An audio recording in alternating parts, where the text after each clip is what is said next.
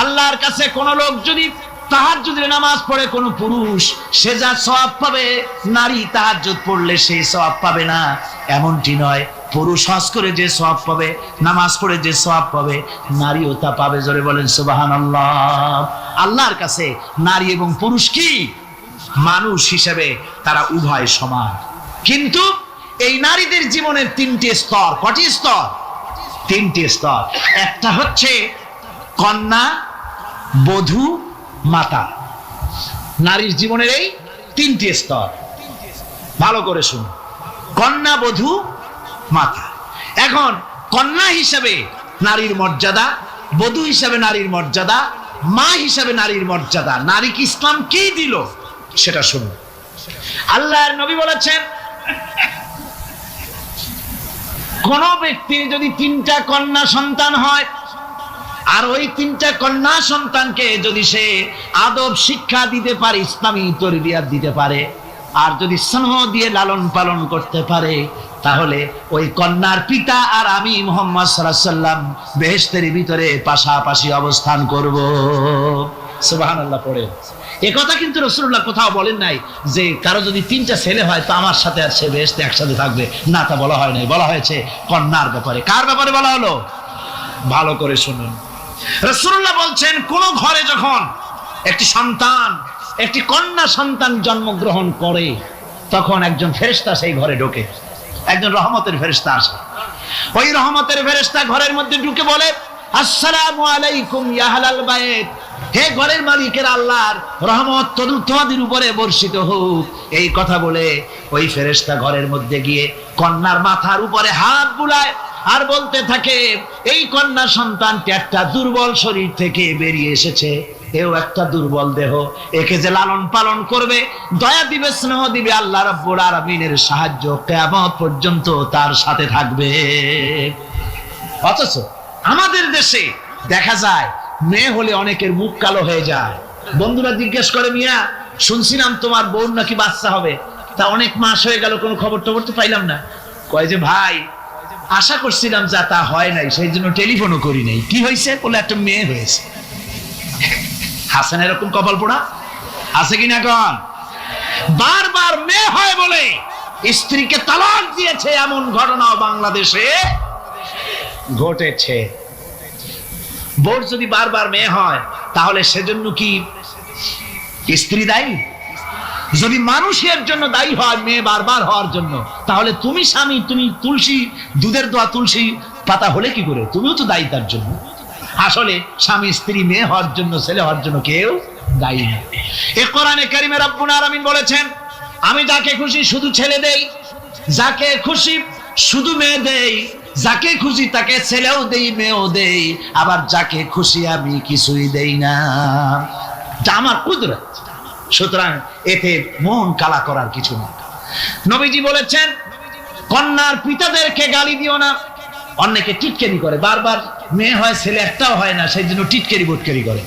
আল্লাহ নবী বলেছেন, মেয়ের পিতাকে গালি দিও না, ঠাট্টা করো না, যেহেতু আমি মুহাম্মদ রাসূলুল্লাহ সাল্লাল্লাহু আলাইহি ওয়াসাল্লাম, আমি মেয়েদের পিতা, আমি নিজে মেয়েদের পিতা। খবরদার মেয়েদের পিতাকে গালি দিও না। রাসূলুল্লাহ বলেছেন, আকাশের নিচে জমিনের উপরে খাদিজার মতো মহিলা আর নাই। সেই হযরতে খাদিজা রাসূলের 4টি মেয়ে পেটে ধারণ করেছিলেন। সুবহানাল্লাহ।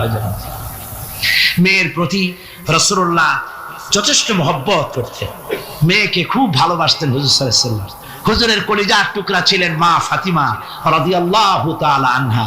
হুজুর যখন কোথাও যেতেন, সকলের শেষে দেখা করতেন ফাতেমার সঙ্গে, আর বিদেশ থেকে সফর করে এসে সকলের আগে দেখা করতেন ফাতেমার সঙ্গে। সুবহানাল্লাহ। রাসূলুল্লাহ আরো বলেছেন, তোমরা যখন বাজারে যাবে বা ব্যবসা করতে যাবে বা বিদেশে যাবে, আসার সময় যে সব হাদিয়া নিয়ে আসো। আমরা যখন বাইরে যাই, বাজারে যাই, কিছু হাদিয়া আনি না? জামা, কাপড়, চকলেট ইত্যাদি আমরা আনে থাকি। রাসূলুল্লাহ বলেছেন, হাদিয়াগুলি তোমরা যারা বিদেশে যাও, বাজারে যাও, হাদিয়া আনবে, আর এনে ঘরের মধ্যে ঢুকে তা শুরু করবে মেয়েকে দিয়ে। প্রথমে দেবে মেয়েকে। সুবহানাল্লাহ। মেয়ের মর্যাদা ইসলামে সব চাইতে বেশি। কোন যুগে? যে যুগে মেয়ে হলে পরেই মাটির নিচে ঘেরে রাখতো, আছাড় মেরে মেরে ফেলে দিত। বেআইয়ি যামবিন কুতিলাত, কোন অপরাধে তাদেরকে হত্যা করা হলো। আল্লাহ পাক কোরআনে কারীমের মধ্যে বলেছেন তাদের অপরাধ আর কিছু না, তারা নারী, এই জন্য তাদেরকে মেরে ফেলা হতো। রাসূলুল্লাহ তাদের ইজ্জত দিলেন, সুবহানাল্লাহি ওয়া বিহামদিহি। রাসূলুল্লাহ সম্মান দিলেন, ইজ্জত দিলেন তাদেরকে। কন্যা হিসাবে নারীর এই মর্যাদা। ফাতেমাকে রাসূল এত ভালোবাসতেন, ইন্তেকালের সময় হযরত ফাতেমা কাঁদতে কাঁদতে বেহুশ হয়ে যাওয়ার উপক্রম হয়ে গেছে। রাসূলুল্লাহ হযরত ফাতেমাকে ইশারা দিলেন, হযরত ফাতেমা তার কান নিয়ে রাসূলুল্লাহর মুখের কাছে লাগাই দিলেন। আল্লাহ নবী কি যেন বললেন কানে কানে, হযরত ফাতেমার কান্না বন্ধ হয়ে গেল। হযরত আয়েশা বলেন, মা রাসূলুল্লাহ তোমার কানে কানে কি বললো আর তোমার কান্না বন্ধ হয়ে গেল? হযরত ফাতেমা বলেন, ইয়া আম্মা জান, আমার আব্বা আমার কানে কানে বললো, মা ফাতেমা তুই কাঁদিস না, তোর কান্না আমার বরদাস্ত হয় না, তোমাকে কাঁদতে হবে না। আমি তোমাকে সুসংবাদ দিয়ে যেতেছি, আমি মরে যাওয়ার পর সর্বপ্রথম তোমার সাথে আমার দেখা হবে। রাসূলুল্লাহর এই ভবিষ্যৎবাণী হযরত ফাতেমা বুঝতে পেরেছেন যে হুজুরের ইন্তেকালের পরে আমার বেশি দেরি হবে না, আমিও তাড়াতাড়ি হুজুরের সাথে শামিল হতে পারবো। হুজুরের ইন্তেকালের 6 মাস পরেই হযরত ফাতেমা রাদিয়াল্লাহু তাআলা আনহা ইন্তেকাল করেছিলেন। কন্যা হিসেবে নারীর মর্যাদা ইসলাম অনেক অনেক গুণে বাড়িয়ে দিয়েছে। এই কন্যা শিশু, কৈশোর, যৌবন পেরিয়ে যখন যৌবনে তার বিয়ে হয়ে যায়, আল্লাহ রাব্বুল আলামিন তখন বলেন, ওয়া মিন আয়াতিহি আন খালাকা লাকুম মিন আনফুসিকুম আজওয়াজান লিতাসকুনু ইলাইহা ওয়া জাআলা বাইনাকুম মাওয়াদ্দাতান ওয়া রাহমা। আল্লাহ পাক বলেন, আমার নিদর্শনের ভিতরে এটিও একটি নিদর্শন যে আমি তোমাদের থেকে তোমাদের জোড়া তৈরি করেছি, তোমাদের স্ত্রীদেরকে তৈরি করেছি, তোমাদের সাথে তোমাদের স্ত্রীর ভালোবাসা সৃষ্টি করেছি, মহব্বত সৃষ্টি করেছি। এই মহব্বত আমি আল্লাহ তৈরি করেছি। আর যখন বুড়ো হয়ে যায় মানুষ, স্বামী স্ত্রী যখন বুড়ার বুড়ি হয়, তখন আর ভালোবাসা থাকে না, তখন ওই ভালোবাসা সহৃদয়তার করুণায় আমি আল্লাহ পরিণত করে দেই। বুড়ার জন্য তখন বুড়ি ছাড়া আর উপায় নাই, বুড়িরও আর বুড়া ছাড়া উপায় নাই। তখন ভালোবাসা কোনো বিশেষ কোন লক্ষ্য নিয়ে ভালোবাসা নয়, তখন একের উপরে অন্য একদম নির্ভরশীল হয়ে পড়ে। আল্লাহ পাক বলেন, এই অবস্থা আমি আল্লাহ সৃষ্টি করে দেই। সুবহানাল্লাহি ওয়া বিহামদিহি।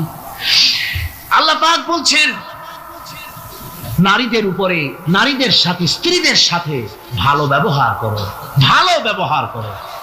তার কোনো ব্যাপারে যদি মনটা তোমার কখনো খারাপ হয়, কোরআন শরীফের মধ্যে আল্লাহ পাক বলে দিয়েছেন পরিষ্কার করে যে কখনো তার সাথে খারাপ ব্যবহার করো না। যদি কখনো মন খারাপ হয় তাহলে চূড়ান্ত কোনো সিদ্ধান্ত নিতে যেও না, বরং তোমার জীবনে ওই স্ত্রীর অনেক অবদান আছে, সেসব কথা মনে করে এই সামান্য কিছু ভুলে যাও। আল্লাহ চান স্বামী স্ত্রীর মহব্বত টিকে থাকুক। আল্লাহ পাকের কাছে তালাক হচ্ছে ঘৃণিত জিনিস। সবচাইতে ঘৃণিত হালাল হচ্ছে দুইটা, একটা হচ্ছে ভিক্ষাবৃত্তি আর একটা হচ্ছে তালাক। আল্লাহ পাক নারীকে বলেছেন, নারী আর পুরুষকে বলেছেন যে তোমরা হচ্ছে হুন্না লিবাসুল লাকুম ওয়া আনতুম লিবাসুল লাহুন্না, তোমরা পরস্পর পরস্পরের জন্য পোশাক পরিচ্ছদের মতো অঙ্গাঙ্গি ভাবে একের উপরে অপরের পরিপূর্ণ অধিকার তোমাদের রয়েছে।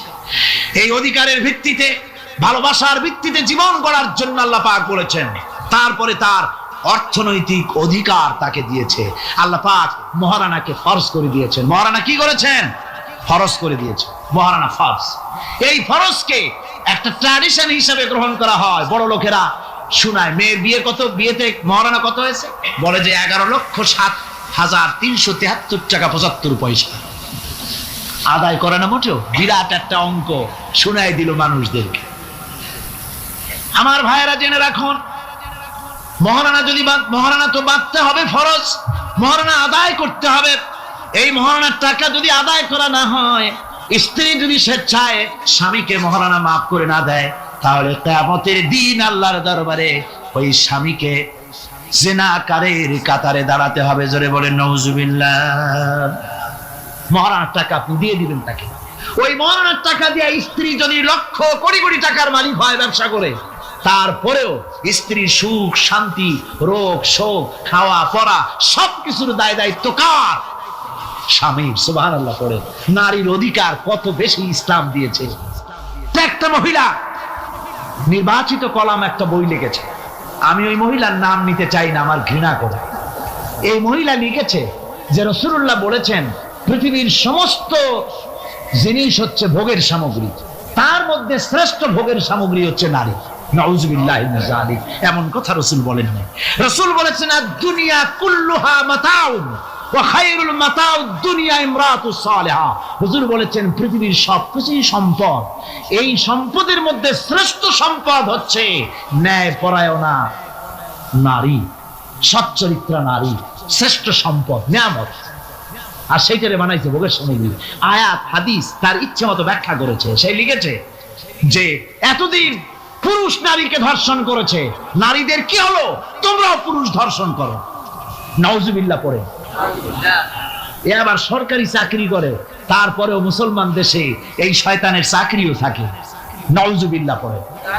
আশ্চর্য কথা, আমি জানতে পেরেছি এই মহিলা অনেকগুলি স্বামী কর্তৃক পরিত্যক্তা, সেই জন্য পুরুষের উপরে তার দারুণ ঘৃণা, পুরুষের উপরে তার দারুণ ঘৃণা, ধর্মের উপরে তার দারুণ ঘৃণা। সে এখন কমিউনিস্টদের একটা বাছাই করা একটা লাঠি, এটা দিয়ে কোরআন হাদিসের অপব্যাখ্যা করে করে এগুলি সে করে যাচ্ছে নির্বিঘ্নে। সরকার কোনো কথা বলছে না, সরকার যে কথা বলছে না এর জবাব সরকারকে দিতে হবে, আল্লাহর কাছে দিতে হবে, কোনো সন্দেহ নাই। আল্লাহকে গালি দেওয়া হচ্ছে, নবীকে গালি দেওয়া হচ্ছে, রসুলকে গালি দেওয়া হচ্ছে, বেহেশতকে গালি দেওয়া হচ্ছে, অথচ সরকার একদম চুপচাপ। নাটকের মধ্যে আরবি পড়া নিষেধ করা হচ্ছে। আমি প্রথম দিন বলেছিলাম কি জানি নাটকের নাম, বারান্দা। আচ্ছা যাই হোক, সেই নাটকের মধ্যে দেখানো হচ্ছে যে আলিফ বা তাসা পড়াচ্ছে মৌলবি একজন, হোক না, একটা হিন্দুর স্ত্রী, মুসলমান সে, কিন্তু বউ হিন্দু, সে হয়েছে নায়িকা। সে এসে বলছে এসব বন্ধ করো, অ ক খ পড়ো। এই কথার জাস্টিফিকেশন হতো যদি ছেলেরা এ বি সি ডি পড়তে থাকতো, আর যদি বলা হতো সব বন্ধ কর, অ ক খ পড়, এর একটা যৌক্তিকতা ছিল, ঠিক না? পড়তেছে আলিফ বা তাসা, সব বন্ধ কর, তার মানে কি? আলিফ বা তাসা হলো কোরআন, এর মানে কি? কোরআন। সুতরাং টেলিভিশনের মাধ্যমে কোরআনকে বন্ধ করার চেষ্টা চালাচ্ছে ভারতের গোলামেরা। সরকার চুপ করে থাকছে, সরকার নীরব। এর জবাব সরকারকে পেতে হবে, এড়াতে পারবেন। সুতরাং বলতেছিলাম নারীর অধিকার প্রতিষ্ঠিত করেছে ইসলাম। কে করেছে? ইসলাম বলেছে মহারানার টাকা আদায় করে দাও। সেই মহারানার টাকা আদায় করা হলো না, এখন উল্টা, এখন মহারানা আদায় করে পুরুষেরা। সেটার নাম কি? যৌতুক। কন্যা পক্ষের কাছের থেকে যৌতুক নামে কৌতুক করে। ছেলে যখন ম্যাট্রিক পাস করে তখন ছেলের পিতা এতটুকুন হা করে, যখন বিএ পাস করে এতটা করে, যখন এমএ পাস করে ছেলের বাবা তখন হাঙ্গরের মতো এতটা হা করে। যত টাকা খরচ হয়েছে মেয়ের বাপের কাছ থেকে কড়ায় গন্ডায় উসুল করে নেবে। তারপরে ছেলে আর মেয়ের বিবাহ ঘটায় দেয়, মাঝখানে ওরা কি করে? হ্যাঁ, ঘটক। এই ঘটক ঘটকালি করে। অমুকের ছেলে ইঞ্জিনিয়ার, খুব ভালো ছেলে, দারুণ ভালো। বলে কত ভালো? থানায় খুব রিপোর্ট আছে, যাই দেখো। খুব ভালো ছেলে। তা কি লাগবে? কালার টেলিভিশন লাগবে 10টা, তারপরে 5 জিপ লাগবে, 14 লক্ষ টাকা ক্যাশ লাগবে, আবুধাবিতে চাকরি লাগবে, ওয়াশিংটন ডিসিতে বাড়ি করে দেওয়া লাগবে। মানে মেয়ে জন্ম দিয়ে মেয়ের বাপ এমন পাপ করছে যে এটা চালাতে গিয়া ছেলের বাপেরে তার 14 গোষ্ঠীর স্বাদ মিটাইয়া দিতে হবে। এমন ছোট লোক, এমনই ছোট লোক কন্যার পিতার কাছ থেকে সাইয়ে সাইয়ে আদায় করে নেয়। এর চাইতে ভিক্ষুক, এর চাইতে খয়রাতি, এর চাইতে ছোট লোক আর কেউ হতে লজ্জা করা উচিত, শরম করা উচিত, মনে করা উচিত ওই লোক তো তার কলিজার টুকরাটাই আমাকে দিয়ে দিচ্ছে। 16 বছর 20 বছর লালন পালন করে কলিজার টুকরা মেয়েটাই তো আমাকে দিয়ে দিচ্ছে, আবার টেলিভিশন চাই কেন? ঘটক যা কন্ট্রাক্ট করলো যদি তার থেকে কিছু কম হয় বিয়া ভাঙ্গে যায়, তাহলে বোঝা গেল কি মেয়ে বিয়ে করলো না টেলিভিশন বিয়ে করলো? তাহলে মেয়েটে বাদ দিয়ে টেলিভিশন কিনে তাই নিয়ে ঘুমাও। নাউজুবিল্লাহি মিন যালিক। কপাল পোড়া মুসলমান।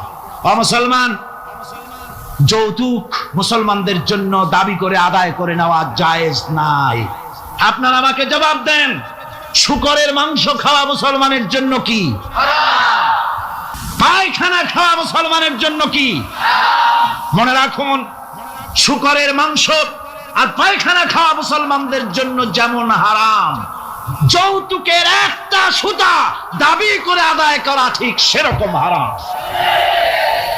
চিটাগং এবং চট্টগ্রামের বাইরের থেকে আগত মুসলমানেরা, আমি জিজ্ঞেস করতে চাই, যাদের ছেলে আছে যৌতুক নামের এই অপদার্থ কৌতুক মানবতার সাথে এই প্রহসন আদায় করে দাবি করে যৌতুকের টাকা গ্রহণ করার মতো শূকরের মাংস পায়খানা আপনারা খাবেন? জোরে বলেন, খাবেন? যারা ছেলের পিতা আছেন, কোরআনের মাহফিলে হাত উঁচু করে আমাকে দেখাতে হবে, কন্যা পক্ষের কাছ থেকে দাবি করে একটা সুতা আদায় করবেন না। কারা তারা? হাত উঁচু করে দেখা, হাত উঁচু করে রাখতে হবে। আলহামদুলিল্লাহ, হাত নামান, হাত নামান। আমি বলেছিলাম ছেলেদের পিতারা হাত তুলবে, কিন্তু বাচ্চা ছেলেরাও হাত তুলে ফেলেছে। অসুবিধা নাই, সব শিশুরা ঘুমিয়ে আছে। কি জানি, লক্ষ পিতা লক্ষ শিশু ঘুমিয়ে আছে। হ্যাঁ, সব শিশুদের অন্তরে। কাজে এই শিশুরাই একদিন পিতা হবে, তখন যেন আল্লাহ এই ওয়াদাটা তাদের মনে করায় দেন। জোরে কোন আমিন, জোরে বলেন আমিন। আপনাদের জানা মতে যদি যৌতুক কেউ আদায় করে টের পান, সালাম দিবেন না, তার সঙ্গে সামাজিক বয়কট করবেন, যেহেতু সে নারী নির্যাতনকারী। ঠিক কিনা বলেন? মা বোনেরা সম্মানের পাত্র, তাদেরকে বিয়ে করবেন সম্মান দিয়ে। আপনি টাকা দিয়ে বিয়ে করবেন, আপনাকে পয়সা দেওয়া হবে কেন? শ্বশুর যদি ইচ্ছে করে আপনাকে একটা কলম দেয়, শেরওয়ানি কাপড় দেয়, এই তো যথেষ্ট। আবার থালা বাটি ঘড়ি দিতে হবে, তুমি কি খয়রাতি? সম্মান থাকা উচিত, পার্সোনালিটি থাকা উচিত। শ্বশুরের টাকা দিয়ে বড়াই করবে, শ্বশুরের টাকা দিয়ে বাড়ি করবা, চাকরি করবা, লজ্জা করে না মুসলমান? নারী জাতির সম্মান আল্লাহ দিয়েছেন। কে দিয়েছেন? স্ত্রীকে রাসূলুল্লাহ কত ভালোবাসতেন। আল্লাহর নবী বলেছেন, আমার কাছে তিনটা জিনিস প্রিয়, একটা হচ্ছে সুগন্ধি, একটা হচ্ছে নামাজ, আর একটা হচ্ছে স্ত্রী। সুবহানাল্লাহ, স্ত্রী আমার কাছে প্রিয়। হুজুর বলেছেন, তোমাদের মধ্যে সেই ব্যক্তি উত্তম যে ব্যক্তি তার স্ত্রীর কাছে উত্তম। আমি আমার স্ত্রীদের কাছে উত্তম ব্যক্তি। সুবহানাল্লাহ। বিশ্ব নবী কত বড় আদর্শ বিশ্ব মানবতার জন্য।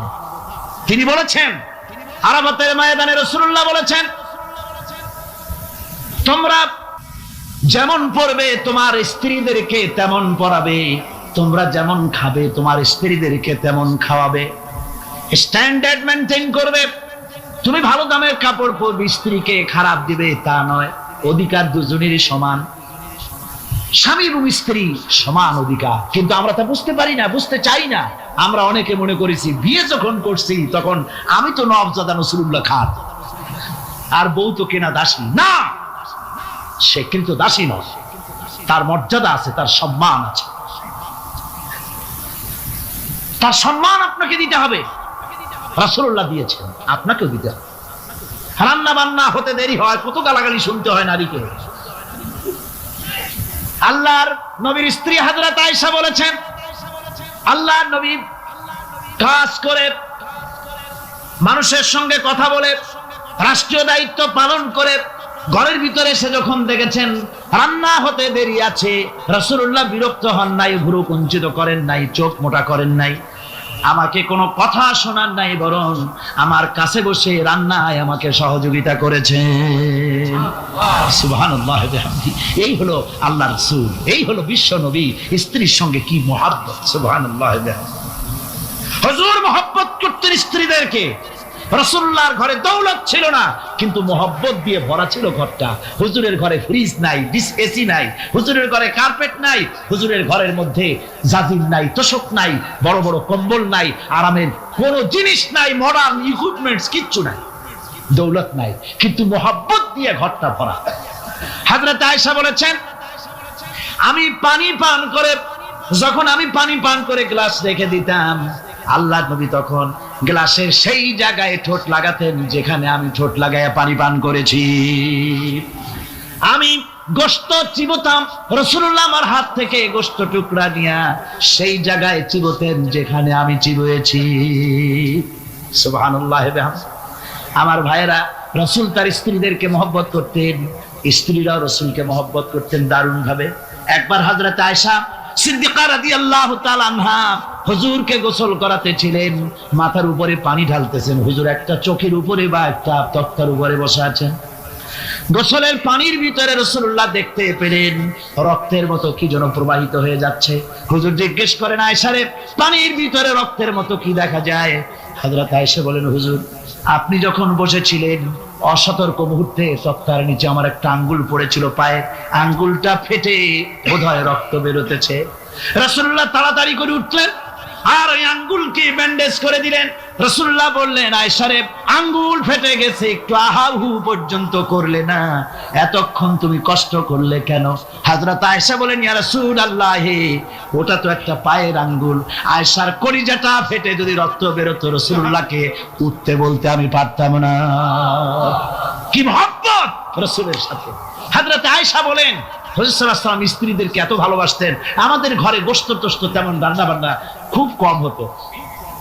গোশত রান্না হবে কি, মাসের পর মাস চলে গেছে রাসূলের বাড়িতে, হুজুর স্ত্রীরা বলেছেন আমাদের ঘরে চুলায় আগুন জ্বলে নাই, একটু শুকনা রুটি, একটু শুকনা খেজুর আর একটু পানি খেয়ে আমাদের জীবন চলেছে, এরকমের অবস্থা হয়েছে। তারপরে এই অবস্থা চলেছে, এর মধ্যে যদি কখনো একটু গোশত আসছে, হুজুর যখন ছাগল ইত্যাদি ছাগল দুম্বা জবাহ করেছেন, এই দুম্বার গোশত নিয়ে, ছাগলের গোশত নিয়ে রাসূলুল্লাহ নিজে বেরোতেন। হযরত খাদিজার বান্ধবী কোথায় আছে খুঁজে ওই বান্ধবীর কাছে গোশত পৌঁছে দিয়ে আসতে। হযরত আয়েশা বলেন, একদিন আমার ঘুম ভেঙে গেল, দেখি হুজুর আমার কাছে নাই, গেলেন কোথায়? খুঁজতে খুঁজতে যায় দেখি মসজিদে নববীর ভিতরে হুজুর হাত তুলে বসে আছেন, মোনাজাত করতেছেন। আমি পেছনে গিয়ে হাত তুললাম, আমি শুনতে পাচ্ছি নবীজি দোয়া করছেন, রব্বুল আলামিন কিয়ামতের ময়দানে যেদিন সন্তান তার পিতাকে ভুলে যাবে, মা তার সন্তানকে হারায় ফেলবে, ওই কঠিন হাসরের ময়দানে আমি যেন আমার খাদিজাকে হারাইয়া না যাই। মুনাজাতের শেষে হযরত আয়েশা বলেন, ইয়া রাসূলুল্লাহ, খাদিজার কথা আপনার এত কেন বারবার মনে পড়ে? একটা বুড়িরে বিয়ে করেছিলেন 25 বছর বয়সের সময়, 40 বছর বুড়ি, তার কথা কেন এত মহব্বত আপনার মনে পড়ে? তার থেকে যুবতী মেয়ে, সুন্দরী মেয়েকে আপনার স্ত্রী হিসেবে আপনি পান নাই। হুজুর বলেন, আয়েশা রে, খাদিজার সম্পর্কে এমন কথা তুমি আর বলো না, তোমরা সবাই আমার সুখের দিনের স্ত্রী, আর খাদিজা আমার এমন সময় স্ত্রী ছিল যখন মক্কায় আমার আশ্রয় ছিল না, তামাম মক্কা নগরীতে আমার আশ্রয় ছিল না। খাদিজার সঞ্চিত সমস্ত ধনরাশি ইসলাম কবুল করার পর দুহাতে খাদিজা বিতরণ করে দিয়েছে। হযরত আয়েশা বলেন, হুজুর আমার গোস্তাকি মাফ করে দেন, আমি আর এরকম বলবো না, তবে খাদিজার সম্পর্কে আমার কিছু একটু শুনান। হুজুর বলেন, আয়েশা রে শোনো, গভীর রাত, যত রাত হোক না কেন, ইসলামের দাওয়াত দিয়ে দিয়ে গভীর রাত্রে আমি যখন বাসায় ফিরেছি, ঘরে এসেছি, দরজায় একটা মাত্র ডাক দিয়েছি, খাদিজা, অমনি দরজা খুলে গেছে। আমি জিজ্ঞেস করেছি, খাদিজা রে, যত রাত্রে আসলাম, যতবার আসলাম, একটা ডাকের বেশি লাগলো না, তুমি কি ঘুমাও না? হযরতে খাদিজা বলেছেন, ইয়া রাসূলুল্লাহ, আমার মনের ভিতরে ভয় থাকে, আল্লাহর রাসূল দ্বীনের খেদমতে বাইরে আছেন, আমি যদি আরামে বিছানায় ঘুমায় থাকি আর নবীজি দরজার কাছে দাঁড়ায় আমারে ডাকাডাকি করবেন, উঠতে যদি দেরি হয়ে যায় নবীজির সঙ্গে বেয়াদবি হয়ে যাবে, এই মনে করে আপনি না আসা পর্যন্ত দরজার সাথে পিঠ লাগাই আমি দাঁড়াইয়া দাঁড়াইয়া ঘুমাই। আমার ভাইরা, হযরতে খাদিজার ইজ্জত স্বয়ং আল্লাহ দিয়েছেন। কে দিয়েছেন? হাদিস শরীফে এসেছে, রাসূলুল্লাহ জাবালে নূরে বসা, গারে হেরার ভিতরে বসা, হযরতে জিবরাইল রাসূলুল্লাহর সঙ্গে কথা বলতেছেন। একটু পরে হযরতে জিবরাইল বলেন, ইয়া রাসূলুল্লাহ, আমি আর এখানে বসবো না, আমি এখন চলছি। আমি দেখতে পাচ্ছি খাদিজা আসতেছে আপনার জন্য খাবার নিয়ে।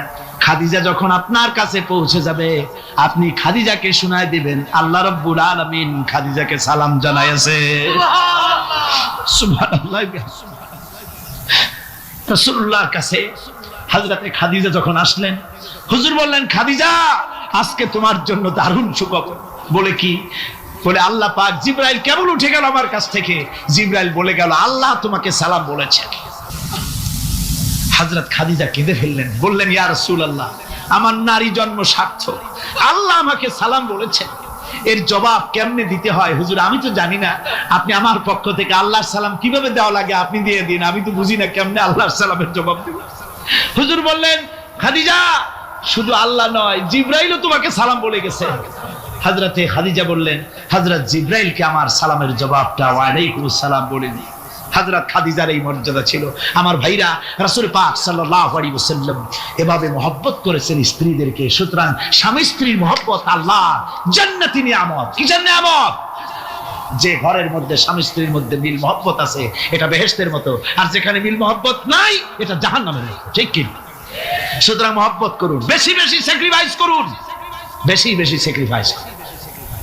নারীদের ব্যাপারে বলা হয়েছে, পুরুষকে বলা হয়েছে অধিকার আদায় করো, সব ব্যাপারে সমান অধিকার। কিন্তু নারীকে একটা ব্যাপারে বলা হয়েছে, নারী শোনো, পুরুষের মর্যাদা তোমার চাইতে আল্লাহ রাব্বুল আলামিন বেশি দিয়েছেন। আর রিজালু কাওয়ামুনা আলান নিসা, নারীদের উপরে পুরুষের প্রাধান্য আল্লাহ পাক দান করেছেন। একদিন একজন সাহাবী বলেছিলেন, ইয়া রাসূলুল্লাহ, জংলি উট দেখলাম আপনার পায়ের উপরে সিজদায় পড়ে গেল, আপনি যদি আমাদেরকে অনুমতি দিতেন না আপনাকে আমরা সিজদা করতাম। আল্লাহর নবী বললেন, মানুষ মানুষকে সিজদা করা এ পারমিশন যদি আমি দিতাম তাহলে দুনিয়ার সমস্ত স্ত্রীদেরকে বলতাম তারা যেন তাদের স্বামীকে সিজদা দেয়। স্বামীর মর্যাদা এখানে বেশি। সুতরাং অধিকার সমান, কোনো সন্দেহ নাই, কিন্তু স্বামীর একটা আলাদা মর্যাদা আছে, সেই সম্মানও তাকে দিতে হবে। এরপরে এই সমান অধিকারের ভিত্তিতে স্বামী স্ত্রী চলতে থাকে, মাঝখানে আল্লাহ পাক তাদেরকে সন্তান দান করেন। আল্লাহ তাদেরকে, নারীকে লেখাপড়ার অধিকার দিয়েছেন, ইসলাম তাকে লেখাপড়ার অধিকার দিয়েছে, শিক্ষার অধিকার দিয়েছে। হযরত আয়েশা সিদ্দিকা রাদিয়াল্লাহু তাআলা আনহা শিক্ষয়িত্রী ছিলেন, হাফেজা ছিলেন, হাদিসের হাফেজা ছিলেন, কোরআনের হাফেজা ছিলেন, হাজার হাজার সাহাবায়ে কেরামদের তিনি ওস্তাদ ছিলেন। সুবহানাল্লাহ। নারীদের ব্যাপারে অধিকাংশ মাসালা হযরত আয়েশা সিদ্দিকা রাদিয়াল্লাহু তাআলা আনহার অবদান। সুবহানাল্লাহ। নারী যুদ্ধ করেছে, যুদ্ধের ময়দানে নারীর অধিকার আছে। নারী চাকরি করতে পারবে, নারী ব্যবসা করতে পারবে, নারী লেখাপড়া করতে পারবে, নারী সেনাবাহিনীতে যেতে পারবে, নারী সব করতে পারবে, কিন্তু পর্দার মাধ্যমে। কিসের মাধ্যমে? স্বামী এবং পুরুষ এবং স্ত্রী, পুরুষ এবং নারী মাঝখানে একটা পর্দা থাকতে হবে। সে কথা একটু পরে বলছি। এবার এই বধূ কিছুদিন পর মা হয়ে গেল। কি হয়ে গেল? মা হয়ে গেল। মা যখন হয়ে গেল, মর্যাদা আরো এক ধাপ বেড়ে গেল। আল্লাহ রাব্বুল আলামিন মায়ের মর্যাদা বেশি করে দিলেন। আল্লাহ পাক কোরআনে কারীমের মধ্যে বলেন, ওয়াসাইনাল ইনসানা বিওয়ালিদাইহি ইহসানা হামালাতুহু উম্মুহু কুরহাম ওয়া ওয়াদাআতুহু কুরহাম ওয়া হামলুহু ওয়া ফিসালুহু 30 শাহরা। আমি পৃথিবীর সমস্ত মানুষকে উপদেশ দিয়েছি, তোমরা তোমাদের মায়ের প্রতি সম্মান করো, ihsan করো। তোমার মা তোমাকে গর্ভধারণ করেছে অত্যন্ত কষ্টের সাথে, আর ডেলিভারিও করেছে কষ্টের সাথে। খবরদার মায়ের সাথে বেয়াদবি করো না। কে বলেছেন? আল্লাহ পাক বলেছেন, মায়ের ihsan করো। আল্লাহ রাব্বুল আলামিন মা বাবার জন্য দোয়া করতে বললেন। আল্লাহ পাক বলেন, মা বাবার সামনে যেন কখনো মাথায় ঝাঁকি দিয়া চোখটা মোটা করে মা বাবার সঙ্গে কথা বলো না। ওয়াকুল লাহুমা কাওলান কারীমা। মা বাবার সঙ্গে যখন কথা বলবে সম্মান সূচক কথা বলবে। আর মা বাবার জন্য আমার কাছে দোয়া কর। কে শিখায়? আল্লাহ। কে শিখান? আল্লাহ বলছেন, বান্দারে তোর মা বাবার জন্য আমার কাছে দোয়া করবি। রব্বিরহামহুমা কামা রাব্বায়ানি সগীরা। জোরে সরে পড়েন, রব্বিরহামহুমা কামা রাব্বায়ানি সগীরা। আয় আল্লাহ, আমার মা বাপ যেমন আমাকে স্নেহ করে লালন পালন করেছে আমার ছোটবেলায়, তুমি আমার মা বাপকে তোমার রহমতের কোলে লালন পালন করো। কে শিখায়? আল্লাহ পাক শিখিয়ে দিচ্ছে। আমার ভাইরা, ইয়েমেন থেকে একজন লোক এসেছে, হাদিস, ইয়েমেন থেকে একজন লোক এসেছে হুজুরের সামনে, তার বুড়িমা সাথে, বলছে হুজুর এই অচল বুড়িমা, হাঁটতে পারে না, চলতে পারে না, এই আমার মা, এরে ঘাড়ে করিয়া আমি ওকুফে আরাফা করেছি, একে নিয়ে মিনা মুজদালিফা করেছি, রমি করেছি, একে নিয়ে আমি সাফা মারওয়া সাই করেছি, এই মাকে ঘাড়ে করে আমি আল্লাহর ঘর তাওয়াফ করেছি, হজের সব কাজ মায়ের ঘাড়ে করে করছি। আল্লাহর নবী, আমি কি আমার মায়ের হক আদায় করতে পেরেছি? হুজুর বললেন, না, আদায় হয়নি, মায়ের হক আদায় হয় নাই। অর্থাৎ বুকের চামড়া দিয়ে মায়ের পায়ের যদি স্যান্ডেল তৈরি করে দেওয়া হয়, এক ফোঁটা দুধের হক আদায় হবে না। সেই মায়ের সঙ্গে নাফরমানি হচ্ছে, বেয়াদবি হচ্ছে, বউয়ের কথার মতো মায়ের সাথে দুর্ব্যবহার করা হচ্ছে। আমার দেশগুলো হচ্ছে না? হচ্ছে। মা কোথায় পড়ে আছে কোনো খোঁজ নাই, খবর নাই, তার জন্য কোনো ভালো খাবার ব্যবস্থা, কাপড় চোপড় নাই, বন্ধুদের জন্য সব আছে, মায়ের জন্য নাই, বাপের জন্য নাই। মা তো বুড়ি হয়ে গেছে, এখন আর মা নাই। বাপ তো বুড়ো হয়ে গেছে, কামাই করতে পারে না, এখন আর বাপ নাই, এখন হয়ে গেছে বুড়ো, আর মা হয়েছে বুড়ি। আর আব্বা হয়েছে, যার মেয়ে বিয়ে করেছে, শ্বশুর এখন আব্বা, আর শাশুড়ি হয়েছে আম্মা। মা আর বাপ বাসি হয়ে গেছে, বাপ পড়ে গেছে। আমার বন্ধুগণ শুনে রাখুন, আল্লাহর নবী বলেছেন তিনজনের দোয়া আল্লাহর কাছে অব্যর্থভাবে কবুল হয়ে যায়। মুস্তাজাবুদ দাওয়াত তিনজন, মুসাফিরের দোয়া কবুল হয়, মজলুমের দোয়া কবুল হয়, আর মা বাপ যদি সন্তানের জন্য দোয়া করে অবশ্যই সে দোয়া আল্লাহর দরবারে মঞ্জুর হয়ে যায়। সুতরাং মা বাপের খেদমত করতে হবে, মহব্বত করতে হবে। আমি মা বোনদের বলতে চাই, আমার মা বোনেরা, পর্দার আড়ালে বসে আপনারা যারা ওয়াজ শুনছেন, ভালো করে শুনুন। আমরা পুরুষ, আমাদের পায়ের তলে জুতা, পুরুষের পায়ের তলে কি? জুতা। আপনারা নারী, আপনাদের পায়ের তলে আল্লাহর জান্নাত। জোরে কোন সুবহানাল্লাহ, জোরে বলেন সুবহানাল্লাহ। ও নারী, ও মহিলা, তোমাদের সম্মান আল্লাহ কোথায় তুলে দিল? পুরুষের পায়ের তলে জুতা, তুমি নারী, তোমার পায়ের তলে আল্লাহর বেহেশত। আল জান্নাতু তাহতা আকদামিন মুহাত, মায়ের পায়ের তলে আল্লাহর বেহেশত। সুবহানাল্লাহ পড়ে, সুবহানাল্লাহ পড়ে। আল্লাহ রাসূল বলেছেন, মা বাপ যদি, বুখারী শরীফের হাদিস, মা বাপ যদি অসন্তুষ্ট হয় আল্লাহ অসন্তুষ্ট হয়ে যান, মা বাপ সন্তুষ্ট হন আল্লাহ সন্তুষ্ট হয়ে যান। সুবহানাল্লাহ।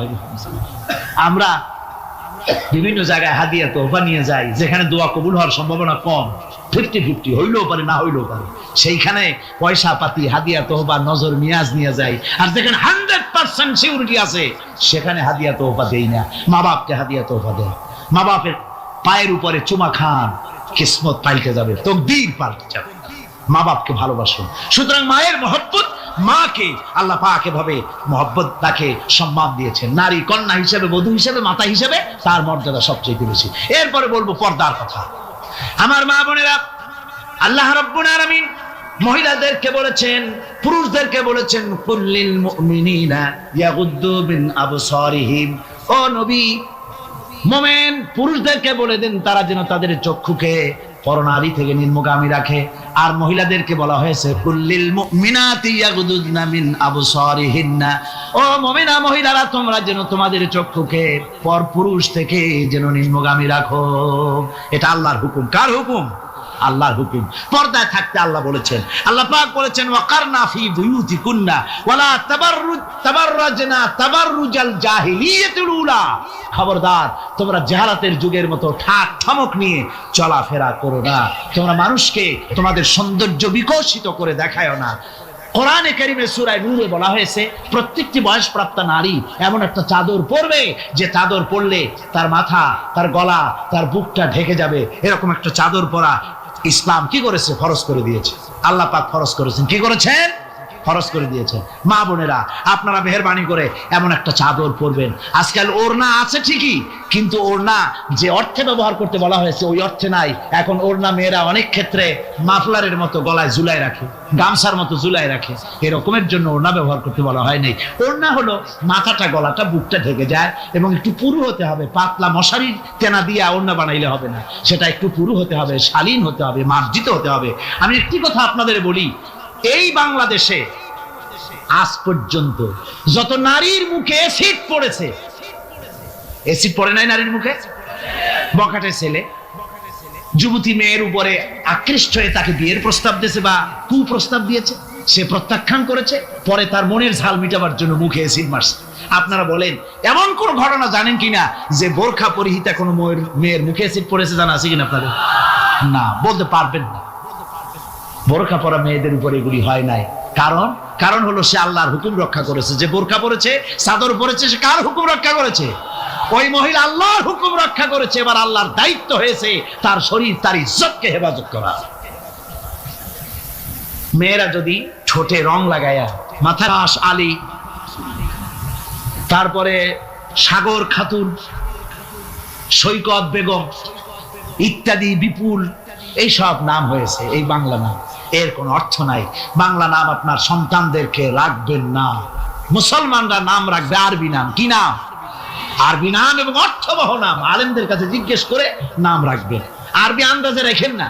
একজনে তার মেয়ের নাম রাখছে, শুনলাম মেয়ের নাম রাখছে তুকাজ্জেবান।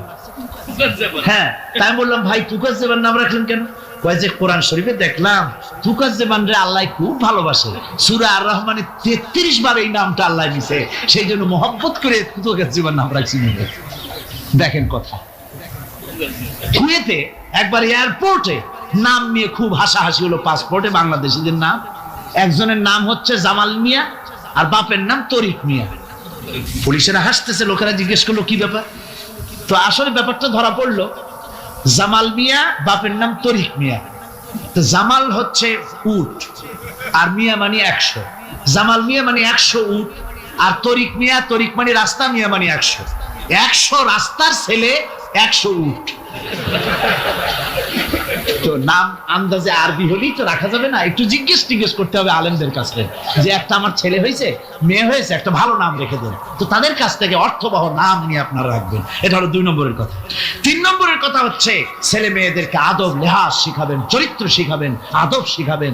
মা বাপের দিকে, মুরব্বীদের দিকে পিছন ফিরাইয়া তাদেরকে ধমক দিয়ে কথাবার্তা না বলে আদব শিক্ষা করে, সালাম দিতে পারে, এগুলি তাদেরকে শিক্ষা দেওয়া দরকার। 4 নম্বরে পারিবারিক বৈঠক করতে হবে। কি বৈঠক?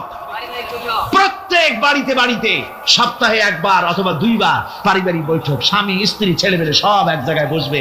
যে কোনো একটা দিন রাতের বেলায় বা বিকেলে 1 ঘন্টা এক জায়গায় বসে আলোচনা করবেন।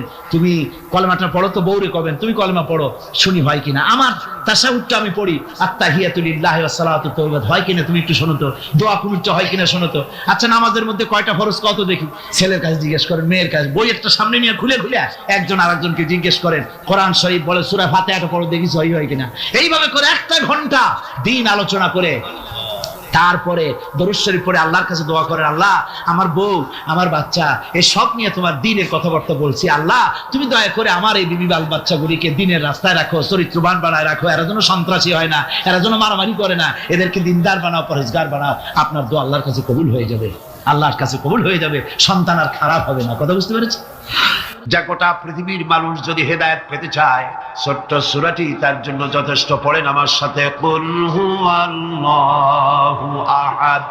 পড়েন সবাই, কুল হুয়াল্লাহু আহাদ আল্লাহুস সামাদ লাম ইয়ালিদ ওয়া লাম ইউলাদ ওয়া লাম ইয়াকুল লাহু কুফুয়ান আহাদ। আল্লাহ পাক বলেন, হে নবী আপনি বলুন, আল্লাহ এক এবং একক, তার কোনো অংশীদার নাই, তিনি বেনিয়াজ, তিনি কাউকে জন্ম দেন নাই, তাকেও কেউ জন্ম দেয়নি। আকাশ আর জমিনে আল্লাহর সমকক্ষ কেউ নাই, কেউ নাই। তিনি এক এবং একক। তার একত্ববাদের দাওয়াত দেওয়ার জন্য অসংখ্য পয়গম্বর আল্লাহ পাক এই দুনিয়া পাঠিয়েছেন, আর সমস্ত পয়গম্বর দাওয়াত দিয়েছেন কি? লা ইলাহা ইল্লাল্লাহু মুহাম্মাদুর রাসূলুল্লাহ। সবাই দাওয়াত দিয়েছেন লা ইলাহা ইল্লাল্লাহ, লা ইলাহা ইল্লাল্লাহ, লা ইলাহা লা ইলাহা ইল্লাল্লাহ। কোন ইলাহ নাই, কোন আইনদাতা নাই, কোন বিধানদাতা নাই, কোন শাসনকর্তা নাই, আল্লাহ ছাড়া কেউ নাই। বলে সুবহানাল্লাহ। আল্লাহ এক এবং একক। তিনি সব সৃষ্টি করেছেন, আল্লাহ পাক বলছেন আল্লাহুল্লাযী খালাকাস সামাওয়াতি ওয়াল আরদা ওয়া আনজালা মিনাস সামাই মাআন ফাখরাজা বিহি মিনাস সামারাতি রিজকান লাকুম। আল্লাহ হচ্ছেন তিনি যিনি আকাশ সৃষ্টি করেছেন, জমিন সৃষ্টি করেছেন, আর আকাশ থেকে পানি বর্ষণ করে তোমাদের খাদ্য উৎপাদন করে দিয়েছেন। এ পানি হচ্ছে মানুষের জন্য জীবন। পানির এক নাম কি? জোরে বলেন, পানির এক নাম কি? জীবন। এই পানি এক নাম জীবন। কিন্তু কর্ণফুলীর পানি যদি চট্টগ্রামে 10 ফুট উঁচা হয়ে আসে, পানির নাম হবে কি? নাম হবে মরণ। এই পানিকে কন্ট্রোল করেন আল্লাহ রাব্বুল আলামিন। আল্লাহ যদি ইচ্ছে করেন বেশি করে পানি দিয়া পুরা এলাকা ডুবাই দিতে পারেন, আবার ইচ্ছে করলে পানির ভিতরে মানুষ বাঁচাই দিতে পারেন, আগুনের মধ্যে মানুষ বাঁচাইতে পারেন। সমস্ত ক্ষমতা হচ্ছে, কর্তৃত্ব কেবলমাত্র আল্লাহ পাকের। কর্তৃত্ব কার? কর্তৃত্ব কার? আল্লাহ পাকের কর্তৃত্ব। হযরত নূহ আলাইহিস সালামের জামানায় 40 দিনের বন্যা। এই বন্যার পরে জাহাজ যখন নেমে গেল, তখন তিনি মনে মনে ভাবলেন, আমি তো জোড়ায় জোড়ায় করে সমস্ত প্রাণীগুলি আর মানুষগুলি, কিছু কিছু মানুষ যারা ঈমান এনেছিল তাদের জাহাজে উঠাইছে, কিন্তু একটি বুড়ি আমার উপর ঈমান এনেছিল আর আমি তার ওয়াদা করেছিলাম সাথে করে নিয়ে যাব, আমি তো তার কথা ভুলে গিয়েছি। অনুশোচনা এলো। জাহাজ থেকে নেমে চতুর্দিকে লক্ষ্য করলেন, মানুষ নাই, জনপদ নাই, সব শেষ হয়ে গেছে। পাহাড় পর্বত কাত হয়ে পড়েছে, বিল্ডিং গুলি শেষ হয়ে গিয়েছে, কোন জনপদে কোনো প্রাণী নাই, প্রাণী বলতে কিছুই নাই। হঠাৎ দূরে দেখলেন একটা কুঁড়ে ঘরের মতো দেখা যায়। ভাবলেন, এত বড় বন্যার ভিতরে কুঁড়ে ঘর কেমনে থাকলো? আস্তে করে হেঁটে গেলেন কুঁড়ে ঘরের কাছে। ভেতরে মানুষ আছে বলে মনে হলো। বাইরের থেকে প্রশ্ন করলেন, ভিতরে কে? জবাব এলো, আমি এই ঘরের মালিক, আমি এক বুড়ি বিধবা এক মহিলা। তখন নেমে গেল। তখন তিনি মনে মনে ভাবলেন, আমি তো জোড়ায় জোড়ায় করে সমস্ত প্রাণীগুলি আর মানুষগুলি, কিছু কিছু মানুষ যারা ঈমান এনেছিল তাদের জাহাজে উঠাইছে, কিন্তু একটি বুড়ি আমার উপর ঈমান এনেছিল আর আমি তার ওয়াদা করেছিলাম সাথে করে নিয়ে যাব, আমি তো তার কথা ভুলে গিয়েছি। অনুশোচনা এলো। জাহাজ থেকে নেমে চতুর্দিকে লক্ষ্য করলেন, মানুষ নাই, জনপদ নাই, সব শেষ হয়ে গেছে। পাহাড় পর্বত কাত হয়ে পড়েছে, বিল্ডিং গুলি শেষ হয়ে গিয়েছে, কোন জনপদে কোনো প্রাণী নাই, প্রাণী বলতে কিছুই নাই। হঠাৎ দূরে দেখলেন একটা কুঁড়ে ঘরের মতো দেখা যায়। ভাবলেন, এত বড় বন্যার ভিতরে কুঁড়ে ঘর কেমনে থাকলো? আস্তে করে হেঁটে গেলেন কুঁড়ে ঘরের কাছে। ভেতরে মানুষ আছে বলে মনে হলো। বাইরের থেকে প্রশ্ন করলেন, ভিতরে কে?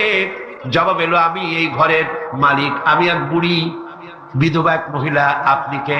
তিনি বললেন, আমি হচ্ছি এই জামানার পয়গম্বর হযরত নূহ আলাইহিস সালাম।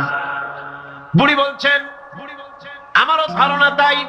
আপনি আমাকে ওয়াদা করেছিলেন বন্যা হলে পরে, বন্যার আভার যখন আপনি পাবেন, আমাকে আপনি সাথে করে জাহাজে উঠায় নিয়ে দিবেন। আমার মনে হয় বন্যা কবে হবে সেই খবর দেওয়ার জন্য আপনি এসেছেন। হযরত নূহ আলাইহিস সালাম সিজদায় পড়ে কাঁদতে লাগলেন, বললেন, রব্বুল আলামিন, তোমার কুদরত বোঝার ক্ষমতা আমার নাই। 40 দিন পর্যন্ত পানির ভিতরে মানুষ কেমনে জীবিত রইল? আল্লাহ পাক শোনালেন, রূহে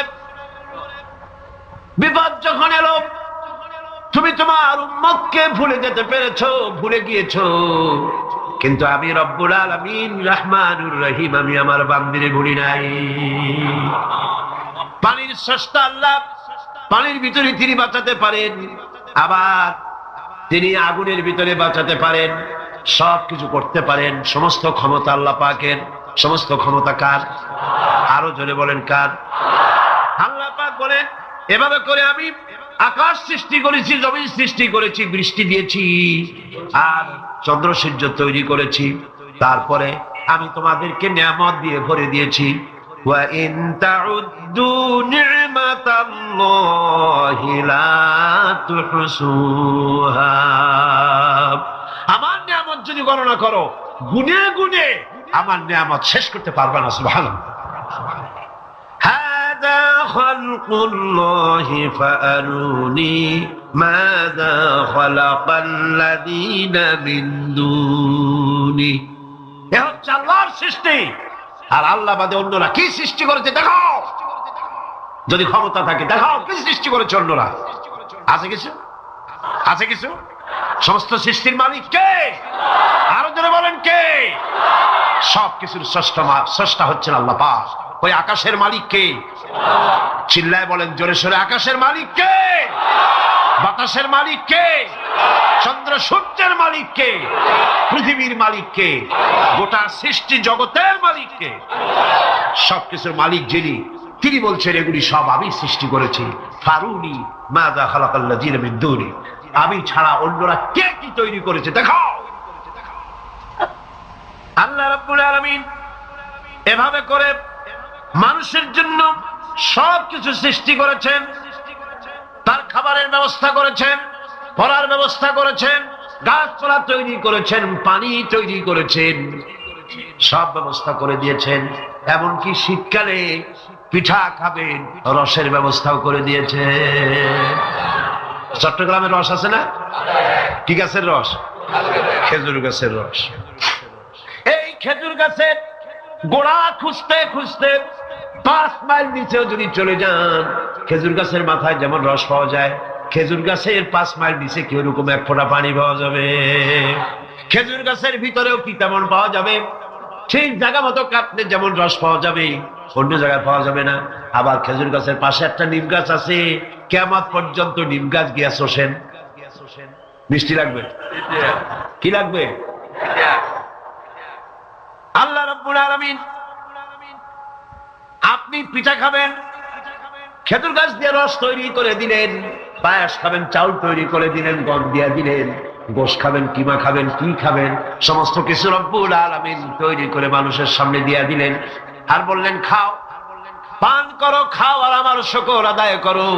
মাঝে মধ্যে পড়ো আলহামদুলিল্লাহি রাব্বিল আলামিন। এই যে ঠান্ডায় গোটা পৃথিবী, এখনো ঠান্ডা শুরু হয় না। এই ঠান্ডা শুরু না হওয়ার কারণ আমরা। এটা কারণ কারা? আমরাই। গ্লোবাল ক্লাইমেটের চেঞ্জ এসেছে, গোটা দুনিয়া আবহাওয়ার পরিবর্তন হয়ে গিয়েছে। শীতের সময় শীত নাই, গরমের সময় গরম নাই। এটা কি খুব ভালো? এটা কি? এটা রোগ ব্যাধি বেশি হওয়ার লক্ষণ। শীত যখন আসে, এত প্রচন্ড শীত, গোটা পৃথিবী যত এসি আছে, সমস্ত শক্তিশালী এসি প্লান্ট একযোগে যদি ছেড়ে দেওয়া হয়, আপনার শীতকালে শীত দেন, তার সহস্র কোটি কোটি ভাগের 1 ভাগের শীতও কি পৃথিবীর মানুষ তার যন্ত্রপাতি দিয়ে তৈরি করতে পারবে? পারবে? কে দিয়েছেন? আল্লাহ পাক দিয়েছেন। এবং সেই চামড়া দিয়ে, সে চামড়া যেন আপনি ব্যবহার করতে পারেন, সেজন্য আল্লাহ পাক আপনার জন্য সুন্দর করে সেই চামড়া দিয়ে কাপড় চোপড় তৈরি করার, জামা ব্যবহার করার সব ব্যবস্থা আল্লাহ করে দিয়েছেন। কম্বল তৈরি করার ব্যবস্থা করে দিয়েছে। আল্লাহ পাক যা খুশি তাই করতে পারেন।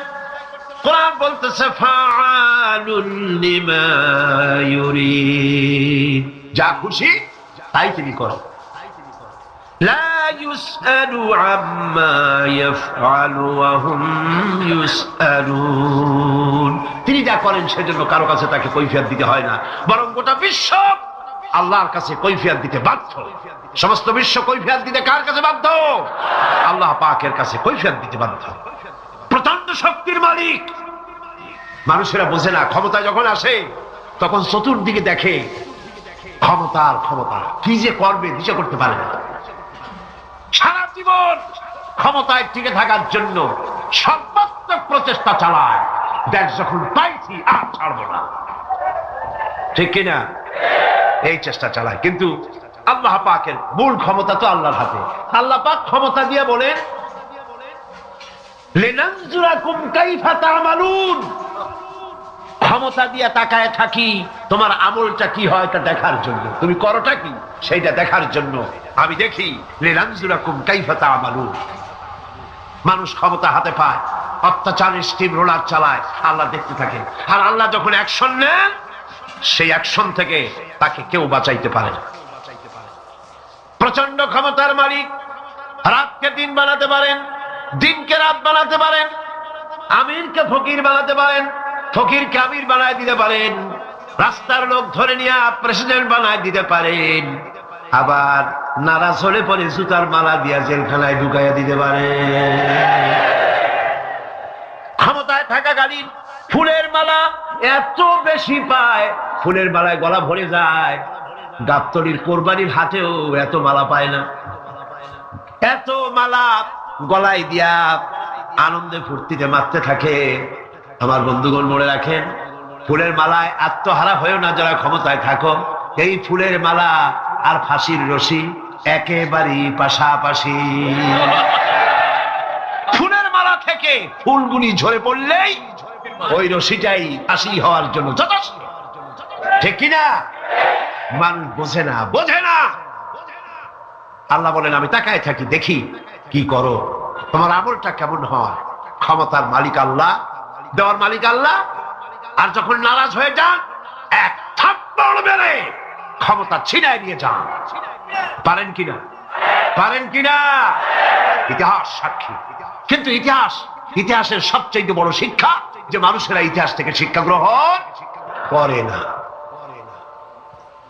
जगत जी लगाने के लिए ये दुनिया नहीं है, जगह जी लगाने के लिए ये दुनिया नहीं है, ये इबरत की जा है तमाशा नहीं है। पृथ्वी खेल तमाशा করার জায়গা না। ইতিহাস থেকে শিক্ষা নাও, পূর্বপুরুষদের দিকে তাকাও। আল্লাহ দিনের কর্মীদের উপরে আঘাত লাগাবার কারণে বংশ শুদ্ধ আল্লাহ সাফ করে দিয়েছেন। দেন নাই? সে আল্লাহ আছে না নাই? চিল্লা করে আছে না নাই? সে আল্লাহ পাক আছে। সে আল্লাহকে ভয় করে। ইত্তাকিল্লাহ। সে আল্লাহকে ভয় করে। আল্লাহ পাক ইচ্ছে করলে ক্ষমতা দিতে পারে, ইচ্ছে করলে ক্ষমতা ছিনায়ও নিতে। সে আল্লাহ রাব্বুল আলামিন ক্ষমতা দেওয়ার মালিক, ক্ষমতা ছিনিয়ে নেওয়ার মালিক, হায়াতের মালিক, মওতের মালিক। সবাই বলুন, হায়াতের মালিক কে? মওতের মালিক কে? খাবারের মালিক কে? হাসাবার মালিক কে? কাঁদাবার মালিক কে? সব কিছুর মালিক কে? আল্লাহ রাব্বুল আলামিন। ইন্নাল্লাহা আলা কুল্লি শাইইন কাদির। সব কিছুই উপরে তিনি ক্ষমতাবান, যা খুশি তাই তিনি করেন। এ হচ্ছে আল্লাহর সৃষ্টি। সবকিছু আল্লাহ সৃষ্টি করেছেন। বরং কাফির বেঈমান যারা অস্বীকার করে আল্লাহ রাব্বুল আলামিন, সেই মানুষেরাই বুঝতে পারে না। বরং মানুষ যা কিছু তৈরি করেছে তা সবই আল্লাহর বানানো জিনিস, তার থেকেই করেছে, কথাটা বুঝে আসে না। মানুষ না বুঝেই বিজ্ঞানকে সবকিছুর প্রশংসা বিজ্ঞানের জন্য করে, বিজ্ঞানের জন্যই প্রশংসা অস্থির হয়ে যায়। যেমন ধরুন, রাজশাহী বিশ্ববিদ্যালয়ে আপনার ছেলে পড়ে, 6 মাস টাকা পয়সা পায় না, ধার খরচ করিয়া তার 6টা মাস চালায়। হঠাৎ করে পিয়ন মানি অর্ডার ফর্ম নিয়ে হাজির, 6,000 টাকা পাঠাইছে বাপে। টাকাগুলি নিয়ে সই করে পিয়নের কদমবুসি করে যে, বাবাজি এতদিন পরে টাকা নিয়ে আসছেন, আপনার প্রতি আল্লাহ রহম করুন। এটা বুদ্ধিমান না বেকু? বুদ্ধিমান না বেকু? আরে বেটা, পিয়ন কি তোর বাজান? টাকাকে পাঠিয়েছে, বাবা পাঠিয়েছে, প্রশংসা তার কর। বিজ্ঞানীরা প্লেন বানিয়েছে, বিজ্ঞানীরা গাড়ি বানিয়েছে, বিজ্ঞানীরা কম্পিউটার তৈরি করেছে, প্রশংসা করো সেই আল্লাহ যে আল্লাহ রাব্বুল আলামিন বিজ্ঞানীর মাথায় বুদ্ধি দিয়েছে। প্রশংসা কর, আল্লাহ পাকের প্রশংসা করতে হবে। হায়াতে খালকুল্লাহ, যা কিছু আল্লাহ বলছেন এ সব কিছু আল্লাহর সৃষ্টি। মানুষ কিছুই সৃষ্টি করেনি, শুধু আল্লাহর সৃষ্টি দিয়ে জোড়া তালি দিয়ে বানিয়েছে, ঠিক না? আল্লাহর বানানো জিনিস দিয়ে জোড়া তালি দেওয়া হয়েছে। আল্লাহ পাকের সৃষ্টি তো দূরের কথা, আল্লাহকেই মানতে চায় না। কি বলে? বলে আনসিন ইজ নাথিং। শুনছেন কথা? আনসিন ইজ নাথিং, যা দেখা যায় না তা কিছুই না, মানি না। যার রং নাই, রূপ নাই, ধরা যায় না, ছোঁয়া যায় না, অনুভব করা যায় না, তা মানি না। এই কথা দিয়ে তারা আল্লাহরে অস্বীকার করতে চায়। অথচ এই ভদ্রলোকেরা মাধ্যাকর্ষণ না দেখেই বিশ্বাস করে মাধ্যাকর্ষণ আছে, ঠিক কিনা? এই ভদ্রলোকেরা বিদ্যুতের শক্তি দেখেই, বিদ্যুৎকেও দেখে। আপনারা দেখতেছেন বিদ্যুতের শক্তি দেখে বিদ্যুৎকে বিশ্বাস করে। বাতাসের প্রচন্ডতা দেখে বাতাসকে অনুভব করে, বিশ্বাস করে। অক্সিজেন চোখে দেখে না, ইথারকে চোখে দেখে না, বিশ্বাস করে। কিন্তু এমনই নাস্তিক, এমনই কপাল পোড়া যে আল্লাহরে দেখা যায় না, তাই বিশ্বাস করা যাবে না। এক নাস্তিকের সাথে হযরত ইমাম আবু হানিফা রাহমাতুল্লাহ আলাইহির এক বিতর্ক অনুষ্ঠান হলো। সেই বিতর্ক অনুষ্ঠানে ইমাম আবু হানিফা রাহমাতুল্লাহ আলাইহি পৌঁছতে বেশ দেরি করলেন। নাস্তিক তখন উপস্থিত জনতাকে বলছে, দেখো তোমাদের ইমাম, তোমাদের ইসলামী চিন্তাবিদ যুক্তিতে দুর্বল, সেই জন্য আসতেছে না। বেশ কিছুক্ষণ দেরি করে তিনি উপস্থিত হলেন। নাস্তিক বলল, আগে আপনি বলেন, আপনি ওয়াদা ভঙ্গ করলেন কেন, সময় মতো আসতে পারলেন না কেন? তিনি জবাবে বললেন, দেখো আমি অনেক দূর থেকে এসেছি, এসে দেখি সামনে নদী, এখন পার হবো কেমনে? কোন নৌকার ব্যবস্থা নাই। হঠাৎ দেখলাম কি এক আশ্চর্য কথা, একটা চারা গজায় উঠলো, ফট করে বিরাট গাছ হয়ে গেল। কই থেকে একটা কুড়াল আসলো, গাছটারে কাটিয়ে ভাড়ায় গেল। তারপরে এলো করাত, বানাইলো তক্তা, এরপরে আসলো লোহা, পড়লো হাতুড়ি, হয়ে গেল নৌকা। বাহ, কি মজা! এরপর নৌকা নামলো নদীতে, আমি উঠে বসলাম, এই পাড়ি দিয়ে আসলাম, তাই যা একটু দেরি হলো। নাস্তিক কয় যে কি সর্বনাশ, এই লোকের সাথে আমি তর্ক করবার মাথা স্ক্রু শটটা দিলা।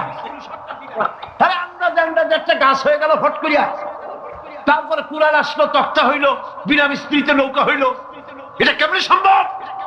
ইমাম সাহেব বলেন, আমার বিতর্ক শেষ।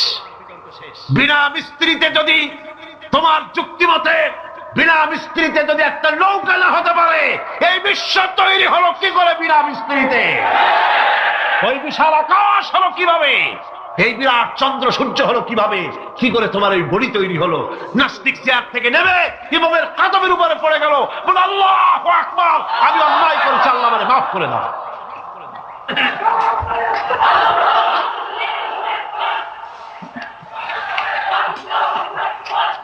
নাস্তিক ঘোষণা করে দিল, লা ইলাহা ইল্লাল্লাহু মুহাম্মাদুর রাসূলুল্লাহ।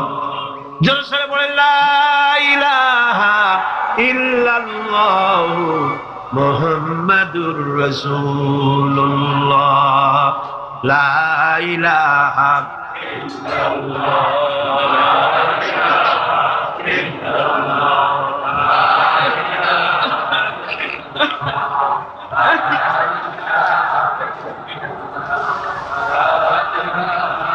খালকুল্লাহ, তাহলে আল্লাহর সৃষ্টি। কার সৃষ্টি? বলেন সবাই খুশি হয়ে, কার সৃষ্টি? ফারুনি মাযা খালাকাল্লাযিনা মিন দুনি, আল্লাহ ছাড়া কে কি বানাইছে দেখো। সব কে বানিয়েছে? খুশি হইয়া, মুখ ফুলাইয়া জোরে কোন কে বানিয়েছে? ওই আল্লাহ রাব্বুল আলামিন বলেন, দুনিয়ার সব দিক থেকে চোখ ফিরাইয়া এবার নিজের দিকে তাকাও। ওয়াফি আনফুসিকুম ওয়াফি আনফুসিকুম আফালা তুবসিরুন, এমনকি তোমাদের নিজেদের মধ্যেও আমার নিদর্শন আছে। তারা কি তা অনুধাবন করে না? তোমার মধ্যেও আমার নিদর্শন আছে। কার মধ্যে? আমাদের মধ্যে। কোন কার মধ্যে? আমাদের মধ্যে আল্লাহর নিদর্শন আছে। মানুষ যদি তার নিজের দেহের প্রতি লক্ষ্য করে, তাহলে সে মহান আল্লাহ পাকের অসংখ্য কুদরত দেখতে পাবে। যেমন একটি শিশু যখন জন্ম হয়, তখন তার হাড়ের পরিমাণ হয় 305টি। 305টি। পরে এগুলি একটা দুটো মিশে গিয়ে পরিমাণ দাঁড়ায় 206টি হাড়। 560টি পেশি দিয়ে এই হাড়গুলিকে বেঁধে রাখা হয় এবং মোট গিরার পরিমাণ দাঁড়ায় 100 গিরা। আপনি কি জানেন আপনার আঙ্গুলের মাথা থেকে বাহু পর্যন্ত কয়টা গিরা আছে? গণবেন কখন? কিলাকিলি করি তো কুল পানবে, দেখেন না গিরা কতগুলা। আঙ্গুলের এই আঙ্গুলের মধ্যেই কতগুলো গিরা, এখানে গিরা, সেখানে গিরা, এখানে গিরা, এখানে গিরা, এখানে গিরা, বাহুতে গিরা। গিরা যদি একটাও না হতো, হাতটা হাত হইতো না। হাত কি হইতো? লাঠি। লাঠি হইতো। ভাত খাওয়া যাইতো না। ভাত খাইতে গেলে মাখানো লাগে কিনা? মাখানো লাগে না? মাখাইবেন কি দিয়ে? হাতগুলা, আঙ্গুলে গিরা নাই, সব কাঁটা চামচ। আর কেলুতে গিরা নাই, হাত ক্লোজ হবে না, নিজের মুখে আসবে না। দুই হাতের মাথায় একজন বসবে, একজন আর একজনের খাওয়াবে। তাও আবার খাওয়াই দিকে মুখের মধ্যে লাগে, নাকের সিধার মধ্যে গিয়ে ঢুকবে। হাসতেছেন? সুবহানাল্লাহ কোন? ওয়াফি আনফুসিকুম আফালা তুবসিরুন। তোমার ভেতরে আমার নিদর্শন আছে, অনুধাবন করো। মানব শরীর এক আশ্চর্য মেশিন। সুবহানাল্লাহ, আশ্চর্য মেশিন। লক্ষ কোটি সেল এবং নার্ভ সেল দিয়ে প্যারালাইজড হবে, অবশ হবে। মাশাআল্লাহ, আপনারা সব ডাক্তার বুঝতে পারতেছেন, কথা বুঝে ফেলতেছেন, আলহামদুলিল্লাহ। রক্ত পৌঁছাবে না, প্যারালাইজড হয়ে যাবে। এই জন্য আল্লাহ কি করেছেন? পায়ের বুড়ো আঙ্গুল থেকে শুরু করে মস্তিষ্কের মাথা পর্যন্ত অসংখ্য নার্ভ, শিরা, উপশিরা দিয়ে ভরে দিয়েছেন। কত শিরা, কত উপশিরা! চিকিৎসা বিজ্ঞানীরা বলেছেন, মানুষের দেহের ভিতরে যত শিরা এবং উপশিরা আছে, সবগুলি যদি বের করে একটার সাথে আর একটা গিরা দেওয়া হয়, তাহলে তা এত লম্বা হবে যা দিয়া গোটা পৃথিবী 3 বার ঘোরা যাবে। এই শিরা উপশিরা গুলি যদি ছিঁড়ে ছিঁড়ে শরীর থেকে বের করে করে পাশাপাশি যদি সাজানো হয়, তাহলে 3 একর জমিন লাগবে সাজায়া রাখতে। এত শিরা উপশিরা দিয়ে এই পৃথিবী, এই শরীরটাকে আল্লাহ পাক সাজিয়ে দিয়েছেন, গুছিয়ে দিয়েছেন। অসংখ্য শিরা উপশিরা। হার্টের কাজ হলো রক্ত আসতেছে পাঞ্চ করে করে, এভাবে করে করে রক্ত পৌঁছায় দিচ্ছে হার্ট থেকে, তার মাথা থেকে শুরু করে পা পর্যন্ত। হার্ট প্রতি মিনিটে 10 পাউন্ড রক্ত সঞ্চালন করছে। ব্যায়ামের সময় এর পরিমাণ গিয়ে দাঁড়ায় 30 পাউন্ড। এবং এক সময় যদি আপনি আহত হন, অনেকগুলি রক্ত যদি বেরিয়ে যায়, অন্তত 2.5 পাউন্ডের মতো রক্ত আপনার শরীরের মধ্যে সব সময় রিজার্ভ থাকে। কে রাখে? কে রাখে? কে রাখে? এবার আপনার হার্ট যদি দুর্বল হয়, হার্ট অ্যাটাক হয় না? চিটাগাঙ্গে নাও হইতে পারে, নাকি হয়? হার্ট যদি অ্যাটাক হয়, হার্ট অ্যাটাক হয় কেন?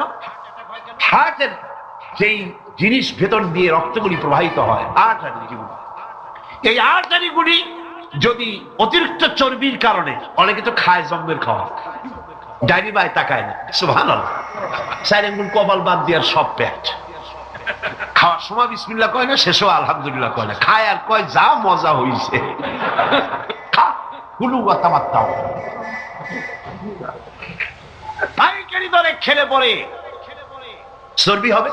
এই চর্বিগুলো গিয়ে হার্টের যে আর্টারিগুলি আছে, রগ আছে, এই রগগুলির ভিতরে চর্বি জমে যায়।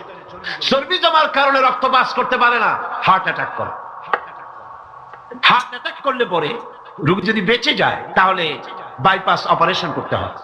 বাইপাস অপারেশন করতে যখন যায়, তখন তার জন্য রগ দরকার। ওই যেটা ব্লক হয়েছে ওটা ফেলে দিতে হবে, নতুন আরেকটা রগ লাগবে। এবার আপনি দেখেন, আমার আল্লাহর কুদরতের দিকে তাকান। আপনার হার্ট অ্যাটাক করতে পারে, নতুন করে একটা রগের দরকার হতে পারে। এই রগ গরুর রগ দিয়া হবে না, এই রগটা ছাগলের রগ দিয়া হবে না। কোথায় পাবেন রগ? কে দেবে আপনার রগ? আল্লাহ পাক আপনার পায়ের ভেতরে রানের মধ্য দিয়া স্পায়ার রগ সেখানে রেখে দিয়েছেন।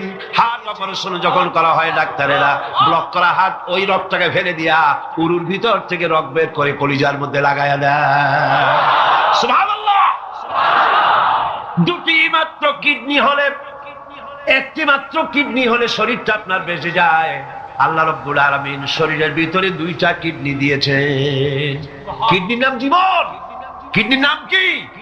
কিডনি অচল হলে আপনি অচল হয়ে যাবেন, শরীর ফুলে যাবে, আপনি মরে যাবেন তাড়াতাড়ি করে, রক্ত শূন্যতা দেখা দেবে। কিডনিকে বাঁচায় রাখা প্রত্যেকের জন্য জরুরি। আর কিডনি বাঁচাবার জন্য পানি খাবেন বেশি করে। কি খাবেন? কি খাবেন? পানি। সুবহানাল্লাহ, সুবহানাল্লাহ। এ পানি খান নিয়ামত, পানির অপচয় করবেন না। আমার নবী বলেছেন, প্রবাহমান নদীর ঘাটে বসেও এক ফোঁটা পানির অপচয় করো না।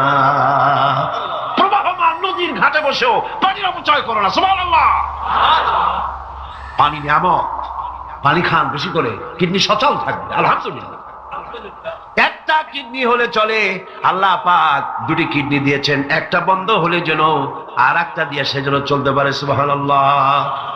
মানুষের শরীরের ভেতরে এই পরিমাণ লেমন আছে যা দিয়া একটা ঘর সাদা বানানো যায়, এই পরিমাণ ফসফরাস আছে যা দিয়া ২৫০০ ম্যাচ বানানো যায়। তোমার শরীরের ভিতরে আমার নিদর্শন আছে। মানুষের এই আশ্চর্যজনক দেহটাকে ঢেকে দেওয়া হয়েছে একটি শীতাতপ নিয়ন্ত্রিত চামড়া দিয়া। সেই চামড়াটা ২০ বর্গ ফিট। এই চামড়ার ভেতরে রয়েছে অসংখ্য লোমকূপ। অসংখ্য লোমকূপ দিয়ে এই চামড়াটা তৈরি করে দেওয়া হয়েছে, এবং এই চামড়া দিয়ে শীত এবং গরম অনুভব করার শক্তি দেওয়া হয়েছে। দুটি চোখ দেওয়া হয়েছে, শ্রবণের জন্য কান দেওয়া হয়েছে। কে তিনি যিনি আমরা চোখ দিয়া নেগেটিভ দেখি? চোখ দিয়া কি দেখি? চোখ দিয়া দৃশ্যের নেগেটিভটা দেখি, ওই দেখার সাথে সাথে ব্রেনের ভিতরে গিয়া কোন শক্তি পজিটিভ বানায়া আমারে দেখায়। তার নাম কি? আমার কানের ভিতরে অসংখ্য শব্দ চতুর্দিক থেকে আসে, শব্দগুলিকে বিন্যস্ত করে একটা একটা করে শুনবার জন্য আমার কে কানের ভিতরে কে ব্যবস্থা করে দিয়েছেন? তার নাম কি? একটা মাত্র জিহ্বা, একটি মাত্র জিহ্বা মুখের মধ্যে আল্লাহ দান করেছেন। এই জিহ্বার ভিতরে কত স্বাদ আল্লাহ রাব্বুল আলামিন দান করে দিলেন। এই জিহ্বায় রসগোল্লার স্বাদ একরকম, জিলাপির স্বাদ আর একরকম, চানাচুরের স্বাদ একরকম, পুঁটি মাছের স্বাদ একরকম, লোট্টা ফিশের স্বাদ আর একরকম, ঠিক কিনা? শুটকি মাছের স্বাদ আর একরকম, কাবাবের স্বাদ আর একরকম, আপেলের স্বাদ একরকম, বড়ের স্বাদ একরকম। একটা জিহ্বা দিয়া হাজারো স্বাদ নেওয়ার তৌফিক দিলেন আল্লাহ। সেই খাবার সময় বিসমিল্লাহ বলে না, পরেও আলহামদুলিল্লাহ কয় না। এত নিয়ামত দিয়ে আল্লাহ পাক এই সজীব শরীরকে সাজিয়েছেন, শরীরটাকে সুন্দর করেছেন, সুগঠিত করেছেন। আল্লাহ পাক বলেন তোমার শরীরের ভিতরে রয়েছে আমার দৃষ্টান্ত, এগুলি দেখো। তোমার ব্রেইন, মানুষের মাথায় যে মাথার ভিতরে যে ব্রেইন দেওয়া হয়েছে, এর ভিতরে রয়েছে অসংখ্য সেল, যার মধ্যে বুদ্ধি, প্রজ্ঞা, সুখ, দুঃখ, মেমোরি। এই পৃথিবীতে মানুষের মাথায় যে ব্রেন দেওয়া হয়েছে, এটা সর্বোচ্চ ওজন হচ্ছে 3 পাউন্ড। 3 পাউন্ড ওজনের এই বস্তুটিকে রাখা হয় মাথার খুঁড়ির মধ্যে, মাথার মাঝখানে। এই ব্রেন দেহের কোটি কোটি সেনা প্রহরীকে পাহারার কাজে লাগায়। ব্রেন বুদ্ধি করে, বুদ্ধি দিয়ে লাগায়। কম্পিউটারের যে মেমোরি শক্তি আছে, পৃথিবীর মানুষের মাথায় আল্লাহ পাক যে মেমোরি দিয়েছেন, যে স্মৃতি শক্তি দিয়েছেন, সারা পৃথিবীর সমস্ত ডাটা, সমস্ত ইনফরমেশন সবগুলি মানুষ যদি তার মেমোরিতে নিয়ে নেয়, তারপরেও আল্লাহ পাক মেমোরিতে এত জায়গা করেছেন যে তার 1,00,000 ভাগের 1 ভাগও ভরবে না।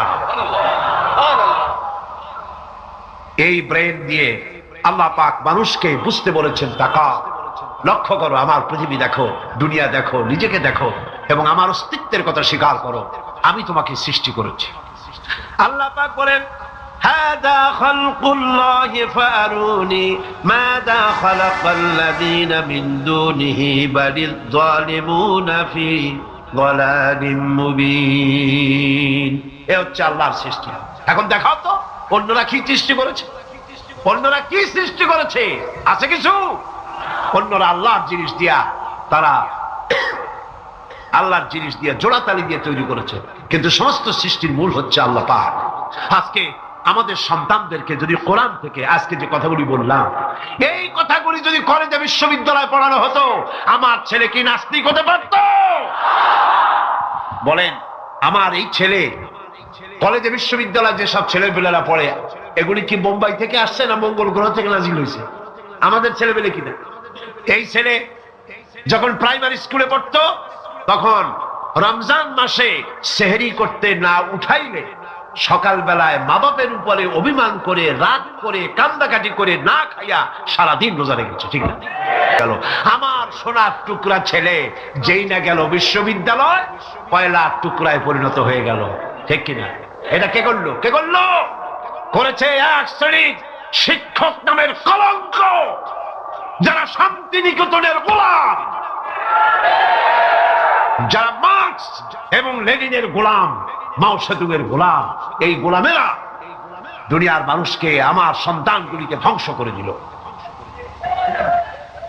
আজ যদি আমি আলোচনার শুরুতেই বলেছিলাম, যদি কোরআন এবং সুন্নাহ যদি পড়ানো হতো কলেজ বিশ্ববিদ্যালয়ে, তাহলে আমার এই সন্তানগুলি চোর হতো না, ডাকাত হতো না, জেনাকার হতো না, বদমাশ হতো না, খাঁটি মুসলমান হয়ে বেরিয়ে আসতো, যা দেখলে আমাদের চক্ষু ঠান্ডা হয়ে যেত। জোরে বলেন সুবহানাল্লাহ।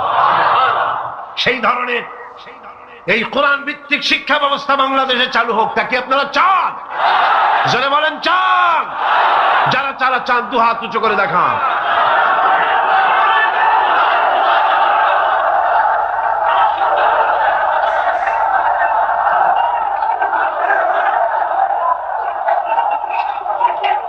বসুন, বসুন। হাত তুলতে বলেছি, মাথা তো তুলতে বলিনি। আল্লাহ রাব্বুল আলামিন তিনি কোরআন দিয়েছেন মানুষকে শিখবার জন্য, চরিত্র বানাবার জন্য, দিনদার হওয়ার জন্য। এই কোরআন এবং সুন্নাহর বদৌলতেই পৃথিবীতে শান্তি এসেছিল, পৃথিবীতে অর্থনৈতিক মুক্তি এসেছিল, মানুষ সুখ পেয়েছিল, মানুষ সৌন্দর্য পেয়েছিল। আমরা যদি আবার সুখ শান্তি ফিরে পেতে চাই, আবার আমাদেরকে কোরআন এবং সুন্নাহর শিক্ষার দিকে ফিরে যেতে হবে। এর কোন বিকল্প আছে? কোনো বিকল্প নাই। সেই কোরআন সুন্নাহর দিকে আমরা কিভাবে যাব, সেই বর্ণনা হবে আগামীকাল ইনশাআল্লাহ। তাওহীদের পথে, শিরক থেকে বেঁচে আল্লাহর পথে আগাবার জন্য আমরা তৈরি হয়ে যাই। মুনাজাতের জন্য দাঁড়ানো ভাইরা সবাই বসুন। যত ভাই দাঁড়ানো, সমস্ত ভাইয়েরা যার যার জায়গায় বসে পড়ুন, মুনাজাতে শরীক হন। দুই ভাই, দুই অমুসলিম ভাই ইসলাম কবুল করার জন্য এখানে এসেছে। এর একজনের নাম হলো তপন রক্ষিত, হিন্দু ধর্মাবলম্বী। বর্তমান নাম পছন্দ করেছে মোহাম্মদ হোসাইন। আর একজনের নাম শ্রী দীপক চন্দ্র হাওলাদার, এও হিন্দু ধর্মের অনুসারী। বর্তমান নাম পছন্দ করেছে মোহাম্মদ ওমর ফারুক। মাশাআল্লাহ।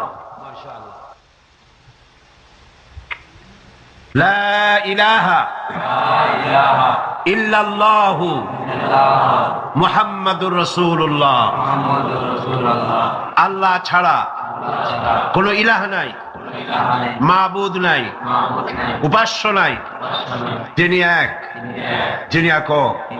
মুহাম্মদ সাল্লাল্লাহু আলাইহি ওয়াসাল্লাম আল্লাহ প্রেরিত রাসূল। জোরে বলো, আশহাদু আল্লা ইলাহা ইল্লাল্লাহু ওয়াহদাহু লা শারীকা লাহু ওয়া আশহাদু আন্না মুহাম্মাদান আবদুহু ওয়া রাসূলুহু।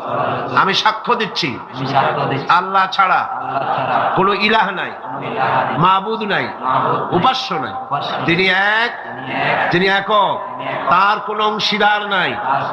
আমি আরো সাক্ষ্য দিচ্ছি মুহাম্মদ সাল্লাল্লাহু আলাইহি ওয়াসাল্লাম আল্লাহর প্রেরিত রাসূল এবং তার বান্দা। সকলকে বলো আসসালামু আলাইকুম। এই দুই তরুণ যুবক একটু আগে মুশরিক ছিল, এখন তারা আমাদের তাওহীদি ভাই।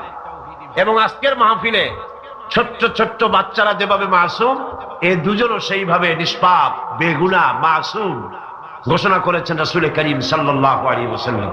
অর্থাৎ অমুসলিম যখন ইসলাম কবুল করে, মুখে উচ্চারণ করে, মনে প্রাণে বিশ্বাস করে কালেমায়ে তাইয়্যিবা এবং কালেমায়ে শাহাদাত উচ্চারণ করে, জিন্দেগীর সমস্ত গুনাহ থেকে আল্লাহ পাক মাফ করে দেন। সুতরাং আমি তাদেরকে বুকের সাথে আলিঙ্গন করে সম্মানিত করছি।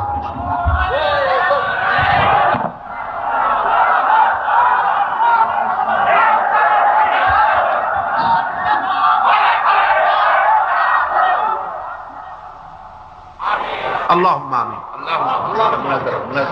ربنا ظلمنا أنفسنا وإن لم تغفر لنا وترحمنا لنكونن من الخاسرين ربنا لا تزغ قلوبنا بعد إذ هديتنا وهب لنا من لدنك رحمة إنك أنت الوهاب আয় আল্লাহ তাআলা বিশাল এই জনসমুদ্র নিয়ে তোমার দরবারে কোরআনে কারীমের আলোচনা করে হাত তুলেছি মেহেরবানি করে সওয়াবটুকু জনাবে মুহাম্মদ রাসূলুল্লাহ সাল্লাল্লাহু আলাইহি ওয়াসাল্লামের রূহ মুবারকে পৌঁছে দাও तमाम পৃথিবীর মাটির নিচে যত মুমিন মুমিনাত শুয়ে আছেন তাদের আরওয়ার পরে সওয়াব পৌঁছায় দাও আয় আল্লাহ তাআলা আমাদের মধ্য থেকে যাদের মা-বাপ দুনিয়া থেকে জন্মের মতো বিদায় হয়ে গেছে কবরগুলিকে জান্নাতের টুকরা বানায়া দাও রব্বির হামহুমা কামা রব্বায়ানি সগীরা সবাই পড়েন রব্বির হামহুমা কামা রব্বায়ানি সগীরা আয় আল্লাহ তাআলা বিশাল এই মাহফিলে কোরআন শোনার জন্য কোরআনের পাগল মুসলমানেরা অমুসলিমরা দূরদরাজ থেকে বিভিন্ন জেলা থেকে আশেপাশের দেশ থেকে কোরআন শোনার জন্য আসে আল্লাহ তুমি দয়া করে কোরআনের হেদায়েত আমাদের নসিব করে দাও আমাদের এই দেশটি কোরআনের শাসন দিয়ে পরিচালিত হয়েছে এই দৃশ্য আমাদের চোখে দেখার তৌফিক দান করে দিও হে আল্লাহ তাআলা এই বিশাল মাহফিল পরিচালনা করতে গিয়ে ইসলামী সমাজ কল্যাণ পরিষদ প্রতি বছর হিমশিম খেয়ে যায় সামান্য একটা মেয়ের বিয়েতে কত টাকা লাগে লক্ষ লক্ষ টাকা সেখানে খরচ হয়ে যায় ছেলে মেয়ের বিয়েতে আর এত বড় বিশাল প্যান্ডেল এত লাইট এত মাইক এত প্রচার এত মাইকিং এত হ্যান্ডবিল এত পোস্টার এত মেহমান আয় আল্লাহ তাআলা এত ভলেন্টিয়ার কত বেশি খরচ হতেছে আল্লাহ তোমার বান্দাদেরকে বোঝার তৌফিক দিয়ে দাও তোমার দিনদার ইমানদার মালদার সমস্ত মানুষদেরকে এই বিশাল মাহফিলে আর্থিক দিক থেকে সহযোগিতা করার তৌফিক দান করে দাও রব্বুল আলামিন 5 দিন মাহফিলের 2 দিন চলে গেল আর 3 দিন আমাদের সামনে তোমার কুদরতের আপন কুদরতি নিজাম দিয়া বাকি 3 দিন আল্লাহ তুমি চালায়া দিও এই মাহফিল যেন ঋণগ্রস্ত হয় না আল্লাহ ঋণ পরিশোধের তৌফিক দান করে দিও রব্বুল আলামিন সকলকে হেদায়েত নসিব করে দিও আয় আল্লাহ তাআলা আমাদের জীবনের রোগ ব্যাধি মাফ করে দিও আমাদের আশা আকাঙ্ক্ষা জীবনের নেক বাসনা পুরা করে দিও মা বোনেরা কষ্ট করে আসেন আয় আল্লাহ মা বোনদের উপরে তোমার খাস রহমত নাযিল করো আগামী বৃহস্পতিবার মা বোনদের জন্য আলাদা ভাবে সকাল বেলায় যে আয়োজন করা হবে হে আল্লাহ সেখানে চিরগংবাসী সমস্ত মহিলাদেরকে আসার তৌফিক দান করে দিও তাদের জন্য আলাদা ভাবে কোরআনের কথা হাদিসের কথা তাদের শোনাবার তৌফিক দান করে দিও রব্বুল আলামিন এই মাহফিল কিয়ামত পর্যন্ত আল্লাহ তুমি কবুল করো এই মাঠ যারা দিলেন হে আল্লাহ প্যারেড ময়দান রজবালি ময়দান যারা ছেড়ে দিল আল্লাহ তুমি তাদেরকে জান্নাতের ময়দান ছেড়ে দিও রব্বুল আলামিন কোরআনের কথা আজকে বললাম কোরআনের শিক্ষার কথা বললাম আমার জাতিকে এই দেশের সরকারকে এই কথাটা বোঝার তৌফিক দান করে দাও ধর্ম নিরপেক্ষ মতবাদ একটি কুফরি মতবাদ মুসলমানদের জন্য গ্রহণযোগ্য মতবাদ এটা না এই জিনিসটা তাদের বোঝার তৌফিক দাও ধর্ম নিরপেক্ষ শিক্ষা ব্যবস্থাকে দূরে ছুঁড়ে মেরে কোরআন সুন্নাহ অনুযায়ী ইসলামী শিক্ষা চালু করার তৌফিক এদের দিয়ে দাও আয় আল্লাহ যে সমস্ত মেহমানদেরকে এখানে দাওয়াত দেওয়া হয়েছে সমস্ত মেহমান সহি সালামতে তাদের যাতায়াতের ব্যবস্থা করে দিও এবং তাদেরকে সুন্দর করে উপস্থাপনা করার বলার তৌফিক দান করে দিও রব্বুল আলামিন তুমি আমাদের দিনের সমস্ত নেক কামনা পুরা করো এবং আমাদেরকে তোমার খাঁটি গোলামদের মধ্যে শামিল করো রব্বুল আলামিন কিয়ামতের দিন তুমি মেহেরবানি করে আমাদেরকে তোমার গোলাম হিসাবে কবুল করে নিও ربنا تقبل منا إنك أنت السميع العليم وتب علينا إنك أنت التواب الرحيم سبحان ربك رب العزة عما يصفون وسلام على المرسلين الحمد لله رب العالمين واجعل آخر كلمة عند الموت لا إله إلا الله محمد رسول الله السلام عليكم ورحمة الله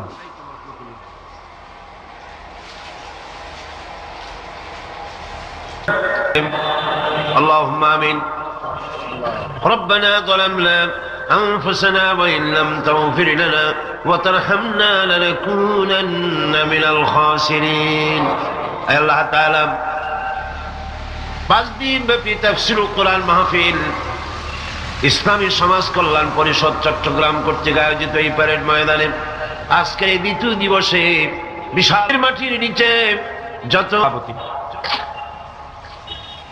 আল্লামা হযরত মাওলানা শামসুদ্দিন সাহেব মদ্দিজুল আলী আজকের এই মঞ্চের রৌনক বখশ মেহমান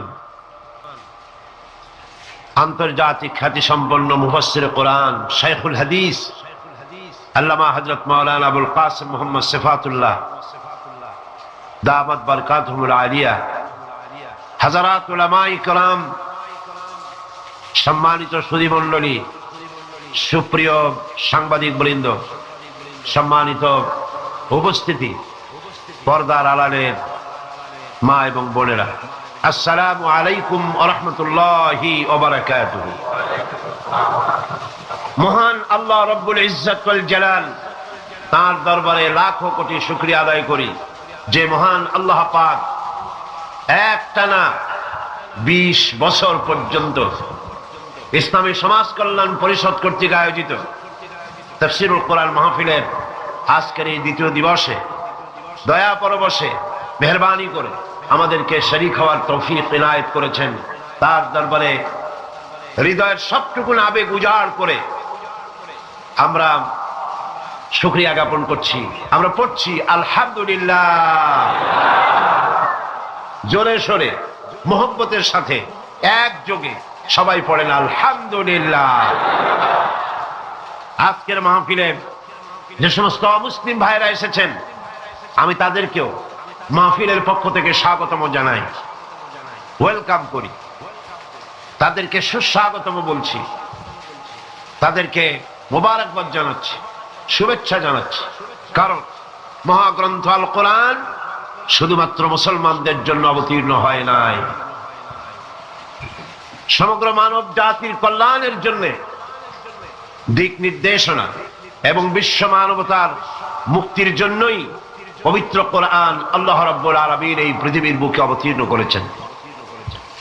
মহাগ্রন্থ আল কোরআন একমাত্র সেই বিশ্বগ্রন্থ, সেই মহাপবিত্র গ্রন্থ যার মধ্যে জাতি, ধর্ম, বর্ণ, দল, মত, নারী, পুরুষ নির্বিশেষে গোটা বিশ্বের মানুষের জন্য যা কিছু সুন্দর, যা কিছু সত্য, যা কিছু নান্দনিক, যা কিছু কল্যাণ, সবকিছু খুলে খুলে বলা হয়েছে। কোরআন গতকাল আমি বলেছি মহাবিশ্বের মহাবিস্ময়, এমন এক কিতাব গোটা পৃথিবীর কারো কাছে নাই, এমন একখানা মহাবিস্ময় বিশ্বের জন্য যার ভেতরে সমস্ত কথা আল্লাহ পাক বলে দিয়েছেন। তিবিয়ানান লিকুল্লি শাই, সবকিছুকে খুলে খুলে আল্লাহ পাক বয়ান করেছেন। আলহামদুলিল্লাহ। এর ভেতরে রয়েছে বিজ্ঞান, দর্শন, ইতিহাস, খতত্ব, ভূতত্ত্ব, নৃতত্ত্ব, রয়েছে বোটানি, জুলজি, রয়েছে অ্যানাটমি, সার্জারি, বোটানিক্যাল ব্যাপার স্যাপার, political science, philosophy, medical science, কি নাই, স্বরাষ্ট্রনীতি, পররাষ্ট্রনীতি, যুদ্ধ, সন্ধি, চুক্তি, উত্তরাধিকার আইন, মিরাসি আইন যাকে বলা হয়, ফৌজদারি দণ্ডবিধি, জীবন, সমাজ, রাষ্ট্র, ইহকালের শান্তি, পরকালের মুক্তি, যা কিছু প্রয়োজন সবকিছুকেই আল্লাহ পাক এই কোরআনে কারীমের মধ্যে মানুষের জন্য হাদিয়া হিসেবে, সর্বশেষ সর্বশ্রেষ্ঠ নিয়ামত হিসেবে বিশ্ববাসীর জন্য দান করেছেন। সুবহানাল্লাহ। আজ সৌভাগ্যবান জাতি পৃথিবীর এই মুসলমান, পৃথিবীর মানুষ, পৃথিবীর শ্রেষ্ঠ সৌভাগ্যবান জাতি মুসলমান, যেহেতু কোরআন তাদের কাছে আছে। আমি কথা মনে প্রাণে বিশ্বাস করি, হয়তো আপনারা আমার সাথে একমত হবেন, আমাদের দেশের কলেজ বিশ্ববিদ্যালয়গুলিতে মাদ্রাসা শিক্ষার মতো কোরআন হাদিসকে যদি বাধ্যতামূলক করে 30 পারা কোরআন শরীফের তাফসীর পড়ানো হতো, যদি ছয়খানা বিশুদ্ধ হাদিসে প্রতিটি হাদিস অর্থ এবং ব্যাখ্যা সহকারে পড়ানো হতো, তাহলে শিক্ষাঙ্গনগুলি থেকে ডাকাত, দর্শনকারী, চোর, মাস্তান, চাঁদাবাজ বেরোতো না। শিক্ষাঙ্গনগুলি থেকে বেরোতো কি? শিক্ষাঙ্গনগুলি, কলেজ বিশ্ববিদ্যালয়গুলি আমাদেরকে উপহার দিত খান জাহান আলী, উপহার দিত শাহ আমানত, শাহ মখদুম, উপহার দিত শহীদ তিতুমির, সালাউদ্দিন আইয়ুবী, জামাল উদ্দিন আফগানির মতো দেশপ্রেমিক নেতা, বিশ্বজোড়া নেতা, উপহার দিয়ে দেশকে তারা ধন্য করে দিত। ওনারা বলছেন মাদ্রাসা শিক্ষার প্রয়োজন নাই, ধর্ম শিক্ষার প্রয়োজন নাই। এ ব্যাপারে কিছু সংখ্যক শিক্ষক নামের কুলাঙ্গা তারা রিপোর্ট, চিঠিপত্র, সেমিনার করে করে শিক্ষা মন্ত্রণালয় এবং প্রধানমন্ত্রীর কাছে রিপোর্ট পাঠাচ্ছেন।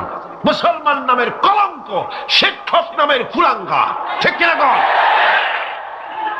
আজ পর্যন্ত এই পৃথিবীতে সত্য, সত্যবাদিতা, সততা, ন্যায়নিষ্ঠা, চরিত্র, ভদ্রতা, ভালোবাসা, পরোপকার, ভালো ভালো গুণাবলী পৃথিবীতে যতটুকু অবশিষ্ট আছে অবশ্যই মাদ্রাসা শিক্ষার কারণেই আছে, অবশ্যই তা কোরআন এবং হাদিসের শিক্ষার কারণেই আছে। সুতরাং আজ দেশ থেকে অন্যায়, অসত্য এবং সন্ত্রাস, ধর্ষণ, চাঁদাবাজি, মাস্তানি, সুদ, ঘুষ যদি বন্ধ করতে হয়, ইসলামী শিক্ষা বাধ্যতামূলক করতে হবে, এর কোনো বিকল্প নাই। ইসলামী শিক্ষা বিরুদ্ধে যারা উঠে পড়ে লেগেছেন তাদের জানতে হবে, আপনারা এই দেশের জনগণের রিভিনিউ দিয়া, এই দেশের 12 কোটি মুসলমানের রক্তার্জিত পয়সা দিয়ে আপনার বউর পরনের শাড়ি পেঁচানো হয়েছে। এদেশের 12 কোটি মুসলমানের রক্তার্জিত পয়সা দিয়ে আপনার গাড়ির চাকা ঘোরে। আপনার বাড়িতে এসি, টিভি, আপনার বাড়িতে সুখ, সৌন্দর্য যা কিছু আছে এদেশের মুসলমানদের রক্তের বিনিময় তা আছে। সুতরাং ভারতকে খুশি করার জন্য ইসলামী শিক্ষার বিরুদ্ধে যে ষড়যন্ত্র চালু হয়েছে, সেই ষড়যন্ত্রের বিরুদ্ধে সকল জাতিকে, জাতি, ধর্ম নির্বিশেষে ঐক্যবদ্ধ হয়ে প্রতিবাদ গড়ে তুলতে হবে, প্রতিরোধ গড়ে তুলতে হবে।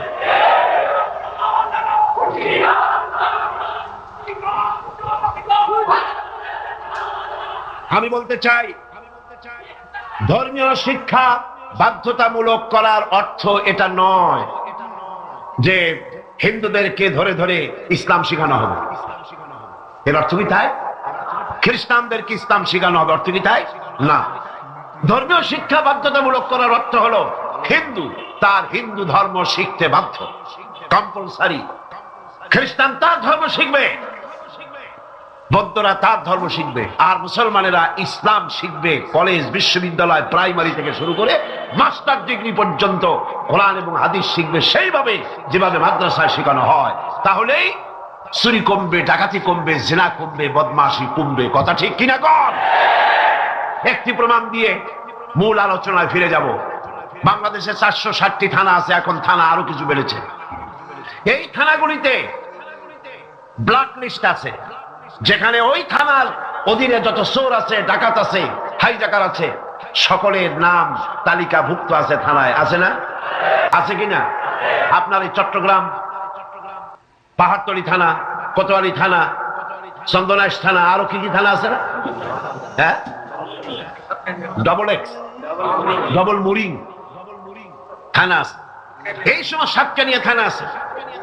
এই সমস্ত থানায় আপনি চেক করেন, ওসি সাহেবকে বলেন আপনার এই থানায় বিগত 26 বছরের ব্ল্যাক লিস্টটা দেখান। যেই লিস্টিতে আপনার থানার চোর, ডাকাত, জেনাকার, বদমাশ, ছিনতাইকারী, মাস্তান, চাঁদাবাজ, ধর্ষণকারী যাদের লিস্ট আছে, ওই লিস্ট আমাকে একটু দেন। দেখুন 26 বছরের এই লিস্টের ভিতরে মৌলানা সাহেবের নাম আছে কয়টা? হাফেজে কোরআনের নাম আছে কয়টা? মাদ্রাসা শিক্ষকের নাম আছে কয়টা? চোর, ডাকাত, লুটেরার নাম আছে কয়টা? অর্থ কি দাঁড়ালো? অর্থ দাঁড়ালো এই মাদ্রাসা শিক্ষা জাতিকে উপহার দেয় সৎ এবং চরিত্রবান নাগরিক। কলেজ বিশ্ববিদ্যালয়কে আমি খারাপ বলি না, পাত্র তো নিশ্চয়ই ভালো, এ মাইক তো অবশ্যই ভালো, তাফসীর হবে ভালো, বক্তব্য হবে ভালো, জাতি গঠনের কথা হবে ভালো, কিন্তু অশ্লীল গান যখন এটা দিয়ে প্রচার হবে তখন মাইক খারাপ না যে গায় সে খারাপ? তাহলে কলেজ বিশ্ববিদ্যালয় নিশ্চয়ই খারাপ নয়। কলেজ বিশ্ববিদ্যালয় পবিত্র শিক্ষাঙ্গন, অপবিত্র দুষ্ট হচ্ছে সেই সরকার যে সরকার কলেজ বিশ্ববিদ্যালয় থেকে ভালো চরিত্রবান ছাত্র তৈরির জন্য শিক্ষানীতি ইসলামী করে না। আল্লাহ রাব্বুল আলামিন এই জাতিকে সুমতি দান করুন বলি আমিন। কোরআন কি শিখায়? আসুন কোরআনের কাছে যাই। কোরআনের শিক্ষানীতি আমরা আসছি, সেদিকে সরকারকে বুঝাতে চাই। নিশ্চয়ই সরকারের কেরামন কাতিবিনরা এখানে ঘোরাফেরা করতেছেন, আছে না? ভালো করে লিখেন, উল্টা পাল্টা করে লিখবেন না, যেহেতু কলম বুমেরাং হতে সময় লাগে না, সময় লাগে না। যেটা বলি সেটাই লিখেন, সরকারকে জানিয়ে দেন দেশের জনগণ কুদরতে খোদা শিক্ষা কমিশন রিপোর্টকে ধিক্কার দেয়, থুতু নিক্ষেপ করে। এদেশের 12 কোটি জনগণ তারা চায় এই কোরআনের শিক্ষা। কিসের শিক্ষা? কোরআনের শিক্ষা।